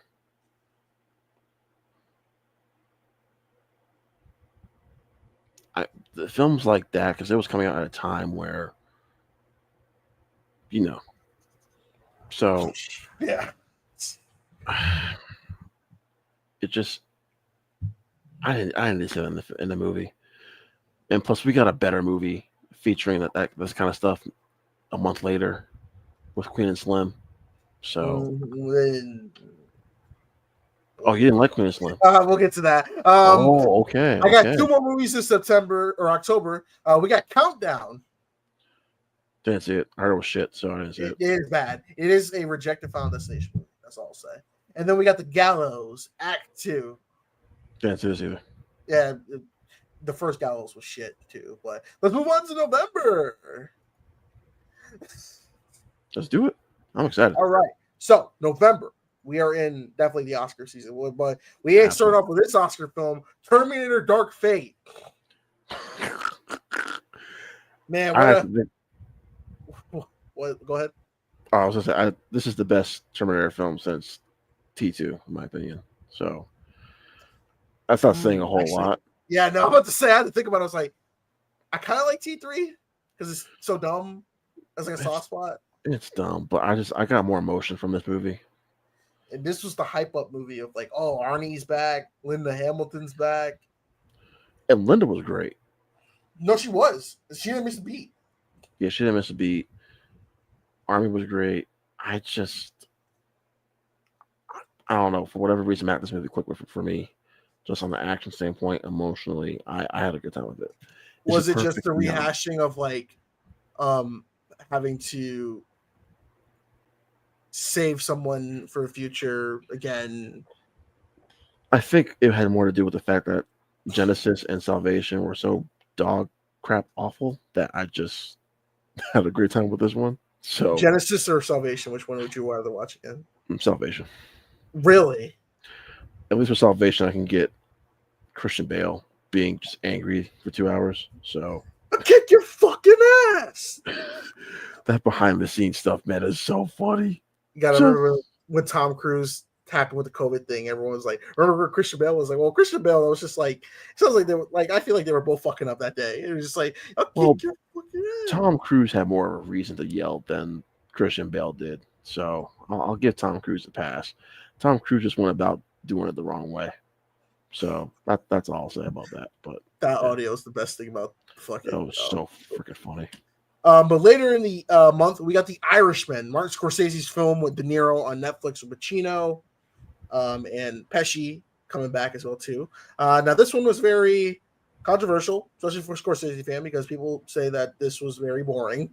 I liked it. I thought it was entertaining and good. I think I just like Scorsese a lot. This is a top 5 Scorsese film for me, man. I love this. I love this 3.5 hour epic. I actually prefer this over Martin Scorsese's other 3.5 hour epic, Killers of the Flower Moon. See, I like Killers of the Flower Moon. I do too. I don't think it'd be 3.5 hours though. Oh no, God no! I think at least 2 hours and 30 minutes. Yeah, 2:40. I would have been fine. 3.5 hours, no. And The Irishman, Mac, I watched in one sitting. I paused it like twice, I think. So use the bathroom and stuff. The benefit of watching it on Netflix, right? But yeah, man, De Niro was fantastic. He was good. But my MVP was Pesci. Oh yeah, stupid good. I mean, just so freaking good. And it's like he didn't miss a beat. No, and Romano was fantastic too. Yeah, it was weird because I was like, Ray. Yeah, Raymond. This movie's awesome. So yeah, I loved it. I had a good time. Next film we got is Harriet with Cynthia Erivo. Not the Harriet movie I would have told or done this way. Yeah, it was. Was it like a weird action movie? Yeah, it did not need to be that at all. So it was trying to be like Django.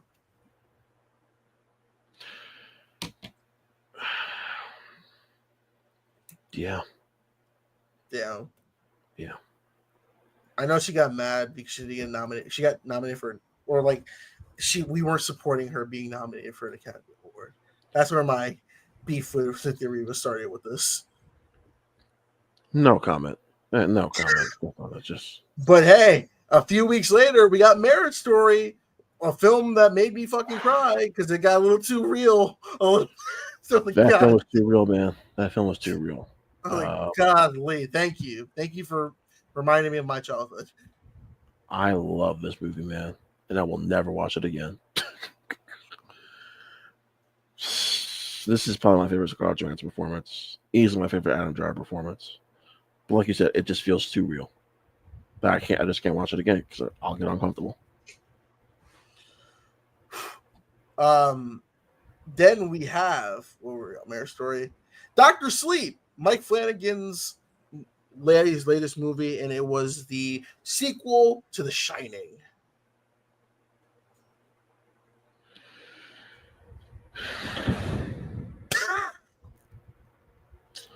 I'm sorry, I was reacting to something else here, but to me, this movie is how you do a sequel without tarnishing the original. I respect that. I do like this movie a lot. I love Dr. Sleep, man. Dr. Sleep is so freaking good. And it gave us some disturbing imagery, disturbing scenes. I mean, Jacob Tremblay's scene, Mac. Oh my God. I think Ewan McGregor pulls in like one of the best performances of their career. Yes, him. Rebecca Ferguson's great as the villain. Yeah, just if you've never seen this movie, just beware of the baseball boy scene. Oh God. Yeah, that's it. Then the next film we got is a Roland Emmerich movie, Midway. I enjoyed it. I had a good time with this. It was solid. It was a better Pearl Harbor than Pearl Harbor was. That's sad to say, but yeah, it's true. That's so true. Then shout out to Claws. I love that movie with Jason Schwartzman, J.K. Simmons, the animated Netflix movie. Great film.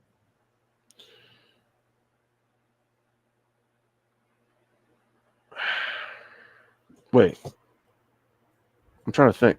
Say the movie again, Mac. Claws. Claws. Yeah, I'm thinking of the TV show that was on TNT back in the day. Oh my God. Uh, No, this one's it's like a stop motion anime. It's not so much it's animated. Okay. All right. So yeah, Really good. Yeah, okay. I haven't seen. I'll check it out then. Okay. Then shout out to these 3 movies came out on my birthday, or these 2 movies came out on my birthday: Lady and the Tramp and Noelle, both Disney Plus movies. Because this was the month of Disney Plus launch. Yeah. That's right. And they could not have started any worse. I remember that. Dude, because Disney Plus like shut down for a little because it was having some issues. Yeah. Luckily, I woke up early enough, Mac, where I was able to watch the premiere of The Mandalorian, and then it just stopped working for me. It was like, nope.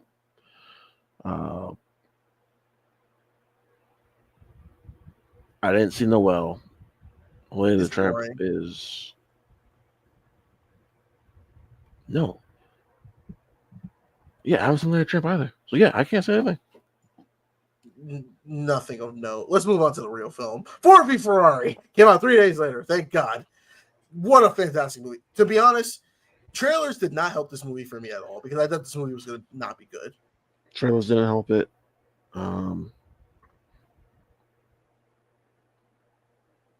Yeah, that was the biggest problem back here was the trailers did not help at all. And I think I don't think enough people were interested, Mac, in a Ford v Ferrari type of movie. But after this, Mac, I mean, we're getting F1 now, so now everyone's kind of interested in some racing movies. I think the chemistry between Damon and Bale was good as well too. Mac, let me tell you, if there was ever like an Oscar for just best duos, they probably would have won. Oh yeah. Didn't this win some awards too? Yes, because I think Bale wasn't Bale nominated for best supporting actor. I believe so. I'm curious. Ford v Ferrari Oscars. Oscar wins. Here we go. Ford v Ferrari Oscar wins. Okay, so it won best film editing and best sound editing. Okay, it did have some good sound. Yeah. And James Mangold, man, he was on a tear before he did that Indiana Jones bullshit. Ford v Ferrari was pretty good, and Logan as well. I think this is still my favorite movie of his. I think so too for me. Yeah. Then we got Charlie's Angels. I don't know how you release on the same weekend, Mac. I don't know. Yeah, this what a weird.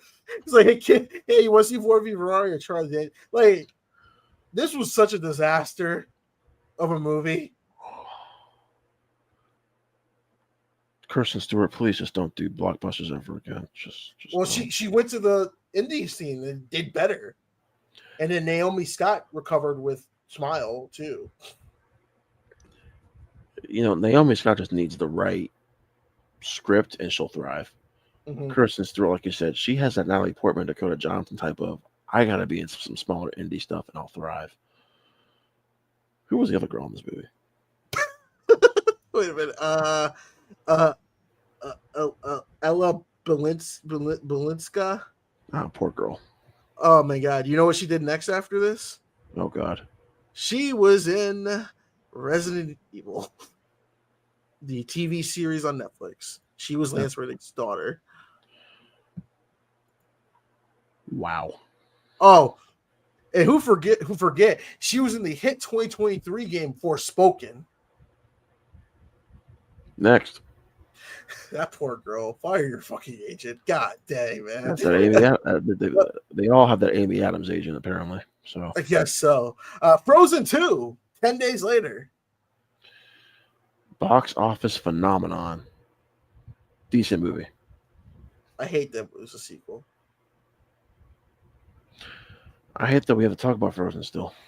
Yeah, we got 2 more movies. The best thing about Frozen is they have a pretty fun water ride at Disney World. That's the best thing Really? about Frozen. It's a decent. It's because it's got good AC in there. If you know you get hot, you go ride Frozen. It's good. Oh Good my AC. gosh. And then we got a documentary that made me cry. Beautiful Day in the Neighborhood. One of the most underappreciated films from that year, Mac. First of all, that trailer made me bawl like a baby, and I was like, "There's no way that movie's gonna live up to the hype," and it did. Except for that weird, like, trippy sequence with the puppets and everything. That was Well, not puppets, but we yeah, had to get that. So we had to get something in there to traumatize the kids. But yeah. no, when it was nominated for best documentary, I was like, this needs to win because it is such a great look into someone that, like, I grew up with Mr. Rogers watching the reruns, and to see that behind the scenes of what made him special was awesome. It is very emotional as well too. Yeah. They did a good job telling that story. Yeah, the Won't You Be My Neighbor documentary is one of the best documentaries I've ever seen. It might be my favorite of all time, Mac. That is such a great documentary. It's a shame it didn't win anything. So No, my all-time favorite documentary is March of the Penguins. That's not a joke. I actually like March of the Penguins. I remember seeing that because that was one of those documentaries that was in IMAX, and I remember seeing that, and I had a good time with that. I enjoyed that. Did Tom Here's Hanks a movie. narrate that one? I think he did. Yeah. Now here's a movie that's very underrated this month: 21 Bridges with the late Chadwick Boseman. Produced by the Russo brothers. Yes, they marketed that heavily. Heavily. More than the director itself. Decent little action crime thriller that kind of got lost in the awards buzz shuffle. Again, probably came out around the wrong time, but 29 that year was so crowded, Mac. I don't know when it would have come out. When you released it, it would have done well. So it's fun. I had a good time with it, and it was the last Chadwick Boseman movie I've seen in theaters. So, yeah, because COVID happened and everything came out streaming. Yeah, the Mom Rainey's Black Bottom, straight and to Netflix. Then The Five Bloods. Yep, straight to Netflix also. So then we got Knives Out. Love this movie, Mac. One of the greatest mystery movies ever made. Such a pleasant surprise too. And Mac, is it weird to say one of the greatest Thanksgiving movies ever made? No, because I don't think there's any competitions for that. I mean, I guess Holdovers. Yeah. So I mean, that's some good competition. Is Holdovers Thanksgiving or Christmas? I think it was both. Okay. But yeah, I thoroughly love Knives Out. The entire ensemble, Mac, is fantastic, and it gave us a sequel Glass Onion, which I love. So and we got the third one coming out this year. I'm not as excited for this one as I was for Glass Onion for some reason. I don't know why. Maybe it's just the premise just doesn't intrigue me enough, but it's probably going to be a banger. So then we got Queen and Slim. I love this movie. I adore this movie so much. It was just not for me. I get it. I think well, you go into why you didn't like it, and then I'll kind of go into my reason why I loved it. I got the message and themes of it. Like, I knew it, but I think that the way that it happened was pretty dumb. Like, I feel like the way the movie plays out was pretty just convoluted for the sake of the plot to happen. And you kind of can tell where it was going towards the end.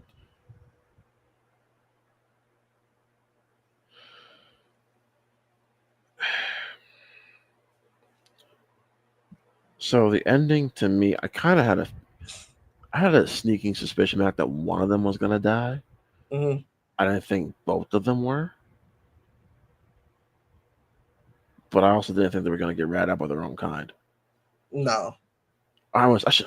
That sounds bad to say by their own kind, but Like we're not a part of that culture. yeah, by by someone who looks like them. Uh, I think it starts out great. We're getting right into it, the date, and then the incident happens, and we're on the go. I think it gets a little preachy. That's my problem with that's like the year before we had the Hate You Give, which had the same problem for me. Oh, they hate you, give. That's probably why I'm not high. If we didn't get the Hate You Give, I would have liked Clean and Slim a little bit more. But the Hate You Give was like, I literally felt like I was just watching a more aggressive version of that. Yes, I do think, and the film looks incredible, Mac. Like I love the way this film looks. Uh, I just think for myself, what really hit me was it felt realistic in a sense. Still, Mm-hmm. this is what would happen. Um, and the performances are fantastic. I love that it's more of a character study than and about the journey than the destination. I don't know. It just resonated with me because, and I think back it has to do with my experience with Fruitvale Station Ah, because Fruitvale Station was that film that made. But when I saw Fruitvale Station, I had my license, but that's when I had to talk to my parents, Mac, about it. And you can relate to this, being a black man driving in a predominantly white area in the suburbs in a very wealthy area in Georgia. Like it's time to have the discussion. that talk, yeah. Yeah, I you do. have to talk. Dude, I love Fruitvale Station so fucking much. Dude, Fruitvale is powerful. It is hard. That last act is very hard to watch. It is so hard to watch, man. I don't think anything's going to top that. But I just, watching this, it just kind of brought back those memories of having the conversation with my parents and experiencing Fruitvale Station. Of like, it's frustrating at the same time because so many things could have been avoided if they just handled the situation differently. Yeah. But I don't want to get political and preachy here, Matt, but like we as black people don't do enough. We don't do a good enough job teaching our kids how to handle stuff like that well. Mm-mm. Like people aren't as fortunate. There's kids out there who look like us, Matt, who don't have parents like we do, who will teach their kids how to handle stuff like that. So I don't know. It's just,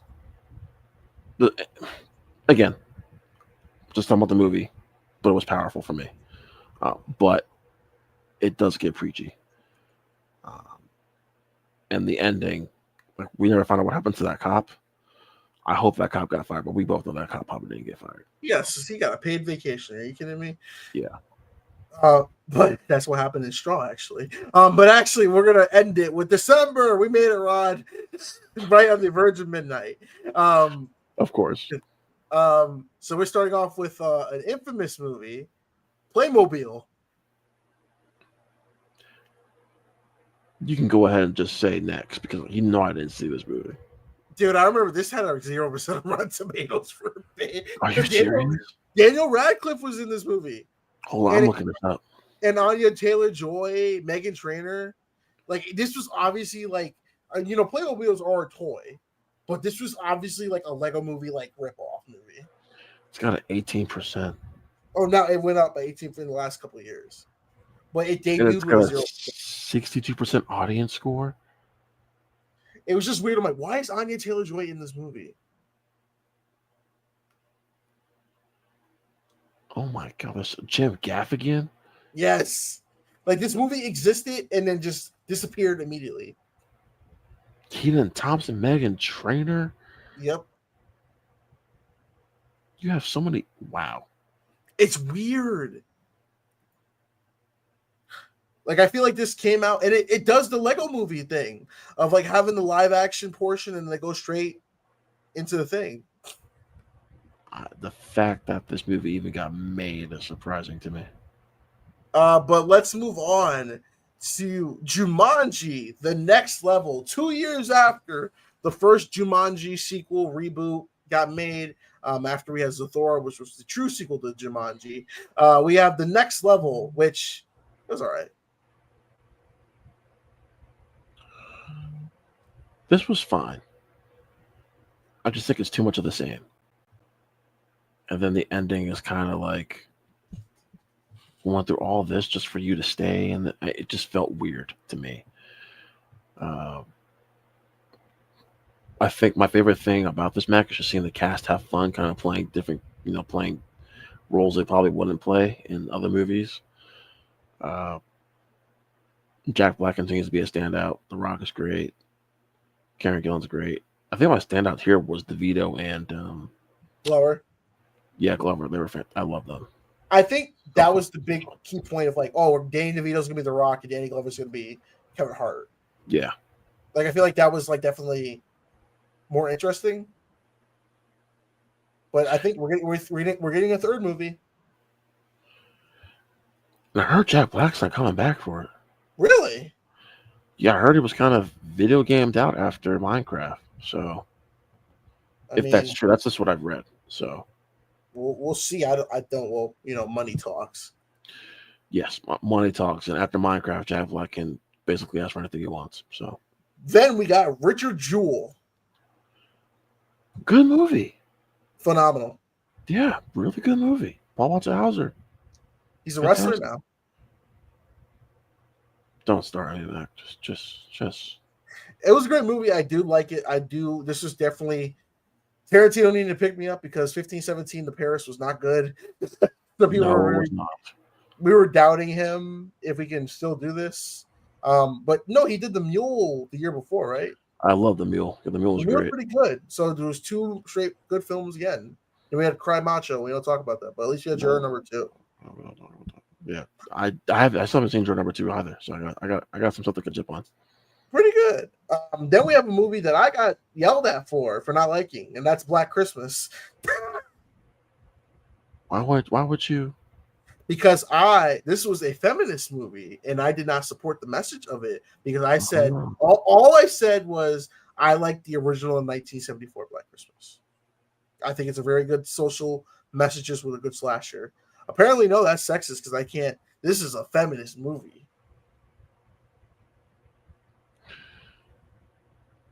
But it's not a good movie. It's not a good movie. Okay. Next.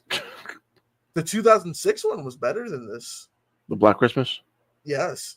I still haven't seen either. It's better. This one's so fucking boring. Like, Imogen Poots is in this. Carrie Elway. I like her too, though. So that's unfortunate. It was boring. Then we got 6 Underground. No. I did not watch this. No. Just no. Were you getting sick of Ryan Reynolds at this point? I was sick of Ryan Reynolds being in shitty movies at this point, yeah. I was just like, dude, Ryan, stop. Please. You're better than this. This had more to do with Michael Bay than anything else, though. So okay. Then we have a very underrated film that's kind of following the ways of time, Bombshell. Good movie. I felt it was too flashy for the subject content, Mac, at points, but good movie. That's definitely anchored by 3 great performances. Oh, I agree. Then we have Uncut Gems. Holy shit. This movie. And now, Rod, if it wasn't for Parasite coming out this year, if Uncut Gems came out a year later or a year before, Adam Sandler would have a Best Picture and a Best Actor. If Uncut Gems had come out the year after 2020, the COVID year, yeah, this film wins Best Actor for Sandler and Best Picture. Best Picture for sure. Best Picture, most definitely. Yeah. And we talked about shock endings. My dad and I saw this in theaters, and when he got shot in the head for messing with the mobsters, I audibly went, "Oh shit!" So every year, my sister and I have a tradition. We started this in 2015 of seeing a movie every year on New Year's Eve. So we started by seeing The Force Awakens. 2016 we saw Rogue One. 2017 Last Jedi. 2018 was Aquaman. 2019 we took our parents to go see Uncut Gems. So we saw as a family. Oh no, I think I remember you told me this. I mentioned my dad when the scene when she was like, "Yeah, Yeah. Yep. That Mac, I have never been so unsettled and just so on edge in a movie in a long time like this. Like this movie literally just had me sweating. now, do you think him getting killed at the end? Were you expecting that, or was that kind of out of surprise?" No, it was definitely a surprise. And on rewatch, he definitely had it coming. It's because it's the only lot. It's the only really path for his character to either die or keep on doing what he's doing, because he won the bet. He won. So he was just gonna, and based off what we were seeing in the movie, he was just gonna keep going down that same path of continue on making poor betting decisions. So, or just betting period, and putting himself in these kind of life or death situations. So I act, in a way, Mac, it's kind of almost like he was done a favor because he was going to continue going down his path. Because even if like he had the money too multiple times to pay him back, he just like, I'm gonna make a bigger bet. I'm just curious what happened after to everybody else around him in his life. I'm so curious, like what happened to everybody. Well, the guys probably got arrested. Oh, the guys definitely got arrested for sure. Julia Fox probably ran off with the money. Oh, you know, most definitely, and the wife and kids got nothing, which is just And then Kevin Garnett would never know because he would just be not there.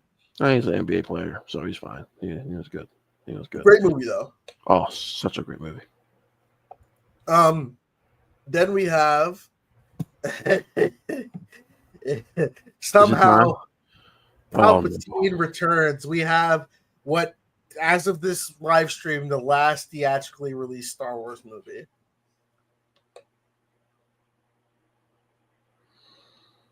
Somehow, some way, Palpatine has returned. The most laziest lines in a Star Wars movie I've ever heard. Mac, what is this movie? It is a textbook example of J.J. Abrams being a hack. Because he's like, there was no plan at all. No plan. No vision. It was just, yeah. I just severely disappointed, Mac, with this movie. And as a Star Wars fan, Mac, I can honestly say to you, this made me lose my faith in Star Wars. Is your what? Made me lose my faith in Star Wars. Like, I'm a fan of The Last Jedi. I love Rogue One, my favorite Star Wars movie. Force Awakens is a ton of fun. And it's funny because a month prior we had The Mandalorian, which was great. Yeah. This movie's terrible. This is a terrible, terrible movie. If it wasn't for The Mandalorian, then it would have been like bad. Oh, Star Wars would have been in a really bad place if the Mandalorian had come out. Really, really bad place. But at this point, the Star Wars fandom was already pretty much divided. So do you think the problem with this one is because what Rian Johnson did to The Last Jedi, which now I'm watching, Last Jedi isn't terrible like people say it is. It is very like, as a middle ground. Movie, it's a risky movie. Yeah, like as a middle ground of a trilogy, it's not good, but as a solo movie, it's fine. Do you think J.J. Abrams kind of coming in and have to play like cleanup for that hurt the movie a lot? No, I think what hurt this movie a lot, you have to go all the way back to Force Awakens. This franchise, this sequel trilogy had no plan. They had no vision. And you had too many directors, Mac, you know, JJ to Rian Johnson, then Colin Trevorrow, then back to JJ. It was a mess. And they basically retconned everything from Last Jedi. Do you think Have you ever read that script, Duel of the Fates? Because we did a read along with Colin Trevorrow's. yeah. Yeah, I read it. Do you think that would have been a better movie? Yes, Not by a lot, but by a little bit, I'd say. I think we would have more Star Wars movies if that movie was made. Well, he Honestly, crashed. but we'll never know. He crashed and burned with the Jurassic Park. Yeah, he did it to himself though. So I just think that I felt bad for is it Kelly Marie Tran who played Rose? I felt bad for her from the second movie. Oh, They yeah. wrote her down. Finn was just nothing. This was obviously the goodbye to Carrie Fisher, her character, which was fine. But it was just the Palpatine stuff that was just like, wow, you've really hit rock bottom. yeah, basically. I this was the first Star Wars movie like since the new trilogy I didn't go see in theaters. Lucky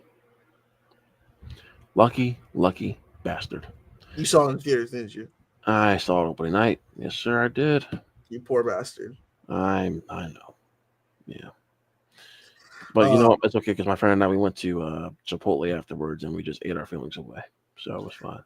Well, did you do that for this next movie? The horrifying psychological thriller, Cats. The same weekend came out as Little Rise of Skywalker.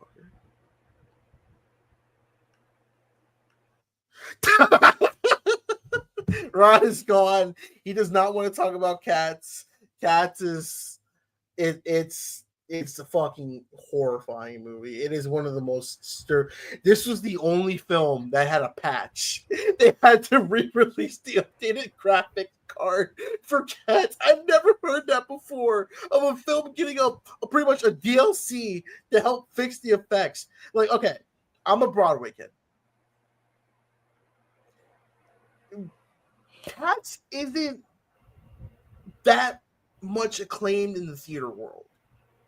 Like it's influential, but it's not like Mount Rushmore. But it's influential for what it is for Broadway. To do this for this film with the CGI and then it was a horrible idea. Horrible.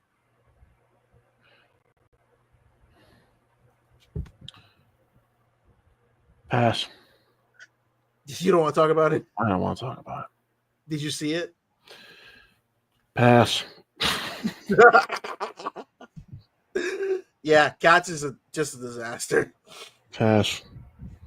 But Rod, you want to pass into Spies in the Skies?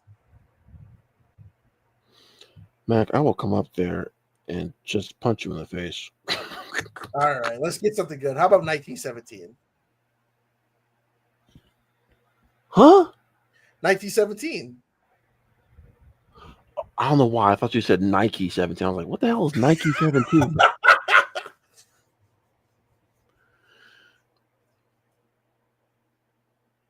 Yeah, this is a great movie. Love it.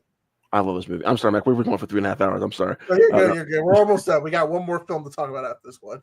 Yeah, but no, this is a really, really great war film. I will say the rewatches haven't totally worked for me as they did in theaters. Do you think it was the IMAX? Yeah, I think the IMAX was a big, big factor, man. Do you think this film had a little bit too much of the gimmick of like one take?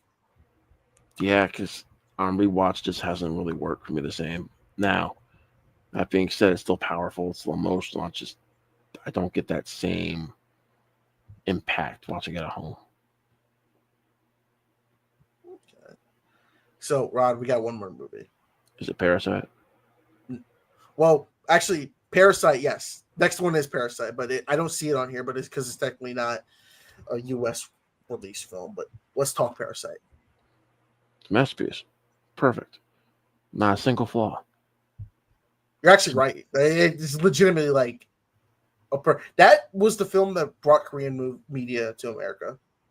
Yeah. Like, this was what put Korean cinema on the map for general audiences. Well, actually, I say Train to Busan first, then Parasite. This was just better acclaimed. It got more attention than Sharon. Okay, good idea. Yeah. Yeah, Mac. When I say this film has no flaws, this film has no flaws. This is legit. This is one of the movies, like not my favorites, Mac, but this is one of the 10 greatest films I think ever made. Perfectly written, perfectly directed, perfectly acted. Music's perfect. This is a perfect movie. Now the question is, did you like Mickey 17? Until the third act, I did. I did not watch that. The third act is atrocious. Okay. But everything leading up to it's great. All right. But the last movie we will end with, it came out in January, but it still counts as December 2019, and that's Just Mercy with Michael B. Jordan, Jamie Foxx, and Brie Larson. Yeah, Brie Larson. Yeah, I like this movie. This was good. I had a good time with this movie. One of the most I didn't think it was going to be that good. I thought it was going to be one of those, like, I don't know. Yeah, like the trailers are terrible. Yeah. But the movie was great. I think was this a Sony release? It was a Sony release. Yes, it was. Yeah, typical Sony. Bad trailers to great movies, but yeah, this was a marvelous film. I loved it from an acting standpoint. Plot point, Matt, it's a biopic. It's a true story. It's based off a true story, and it's fine on its own merits, but the performances of it, the material. And that's gonna end it for us. We are fucking tired. Wow, But I'm Rob, tired. your last thoughts before we head out. 2019, is it like one of the best, greatest years in film? It's my favorite year for film for sure. I think that the heavy hitters landed. It's funny though that we've gone back and rewatched or talked about a lot of these films in 2019. I gotta go back and rethink if it's my favorite year for film or something else has, because I've definitely complained about a lot of films from this year that I didn't think I was like, oh, that's right, that came out that year, that came out. But man, the heavy hitters, Matt, like when they landed and left such an impact. So yeah, I'll be curious just to kind of sit with it on my own merits and just think about it some more. But this is still one of my favorite year for films of all time, for sure. I definitely the ideas I have in next stream, I want to bring Dom from Talking TV on. I want to talk about 2008, which I think 2008 is like my all-time favorite year of film. Yeah, it's a good We year. gotta set that up, so that'll probably be the next stream. But I think 2019 was definitely a good goodbye to the 2010s going into 2020. Considering 1000%. what we got next year, we were like, please God, go back in time to 2019 for fuck's sake. But we're talking about the next episode. Next episode, we're talking about Project X. What are you talking about, Matt? oh yeah, we'll talk about. Ooh, that's actually good. We had 2 party movies. But Rod, as always, thank you so much for joining. Where can the good folks find you? Sleeping. No. Where can you find me? Yeah, my personal film page, Cinema Gallery. That's Cinema Gallery with 3 L's in it. Which you can really find me with one of my great friends and wonderful co-host, Ben Saunders. We host the Infinity Film Podcast. I have the episodes every week, dropping Saturday at noon. This week, Mac, our main topic, we talk about Ballerina and if it lived up to the hype. Next week, we're talking about Brad Bird films and Materialists, of course. So yeah, just keep looking out for stuff. Like I said, we release the episodes every week, every Saturday at noon, and you can find us at the Infinity Film Podcast, Instagram, and you can listen to us wherever you listen to your podcast, your preferred platform. You heard the man. Go listen to it. Thank you, sir. Damn. I'm tired. But no, thank you all for tuning in. We really appreciate it. Until next time, maybe we'll do the Project X and the party movies. But until next time, catch you later. Bye.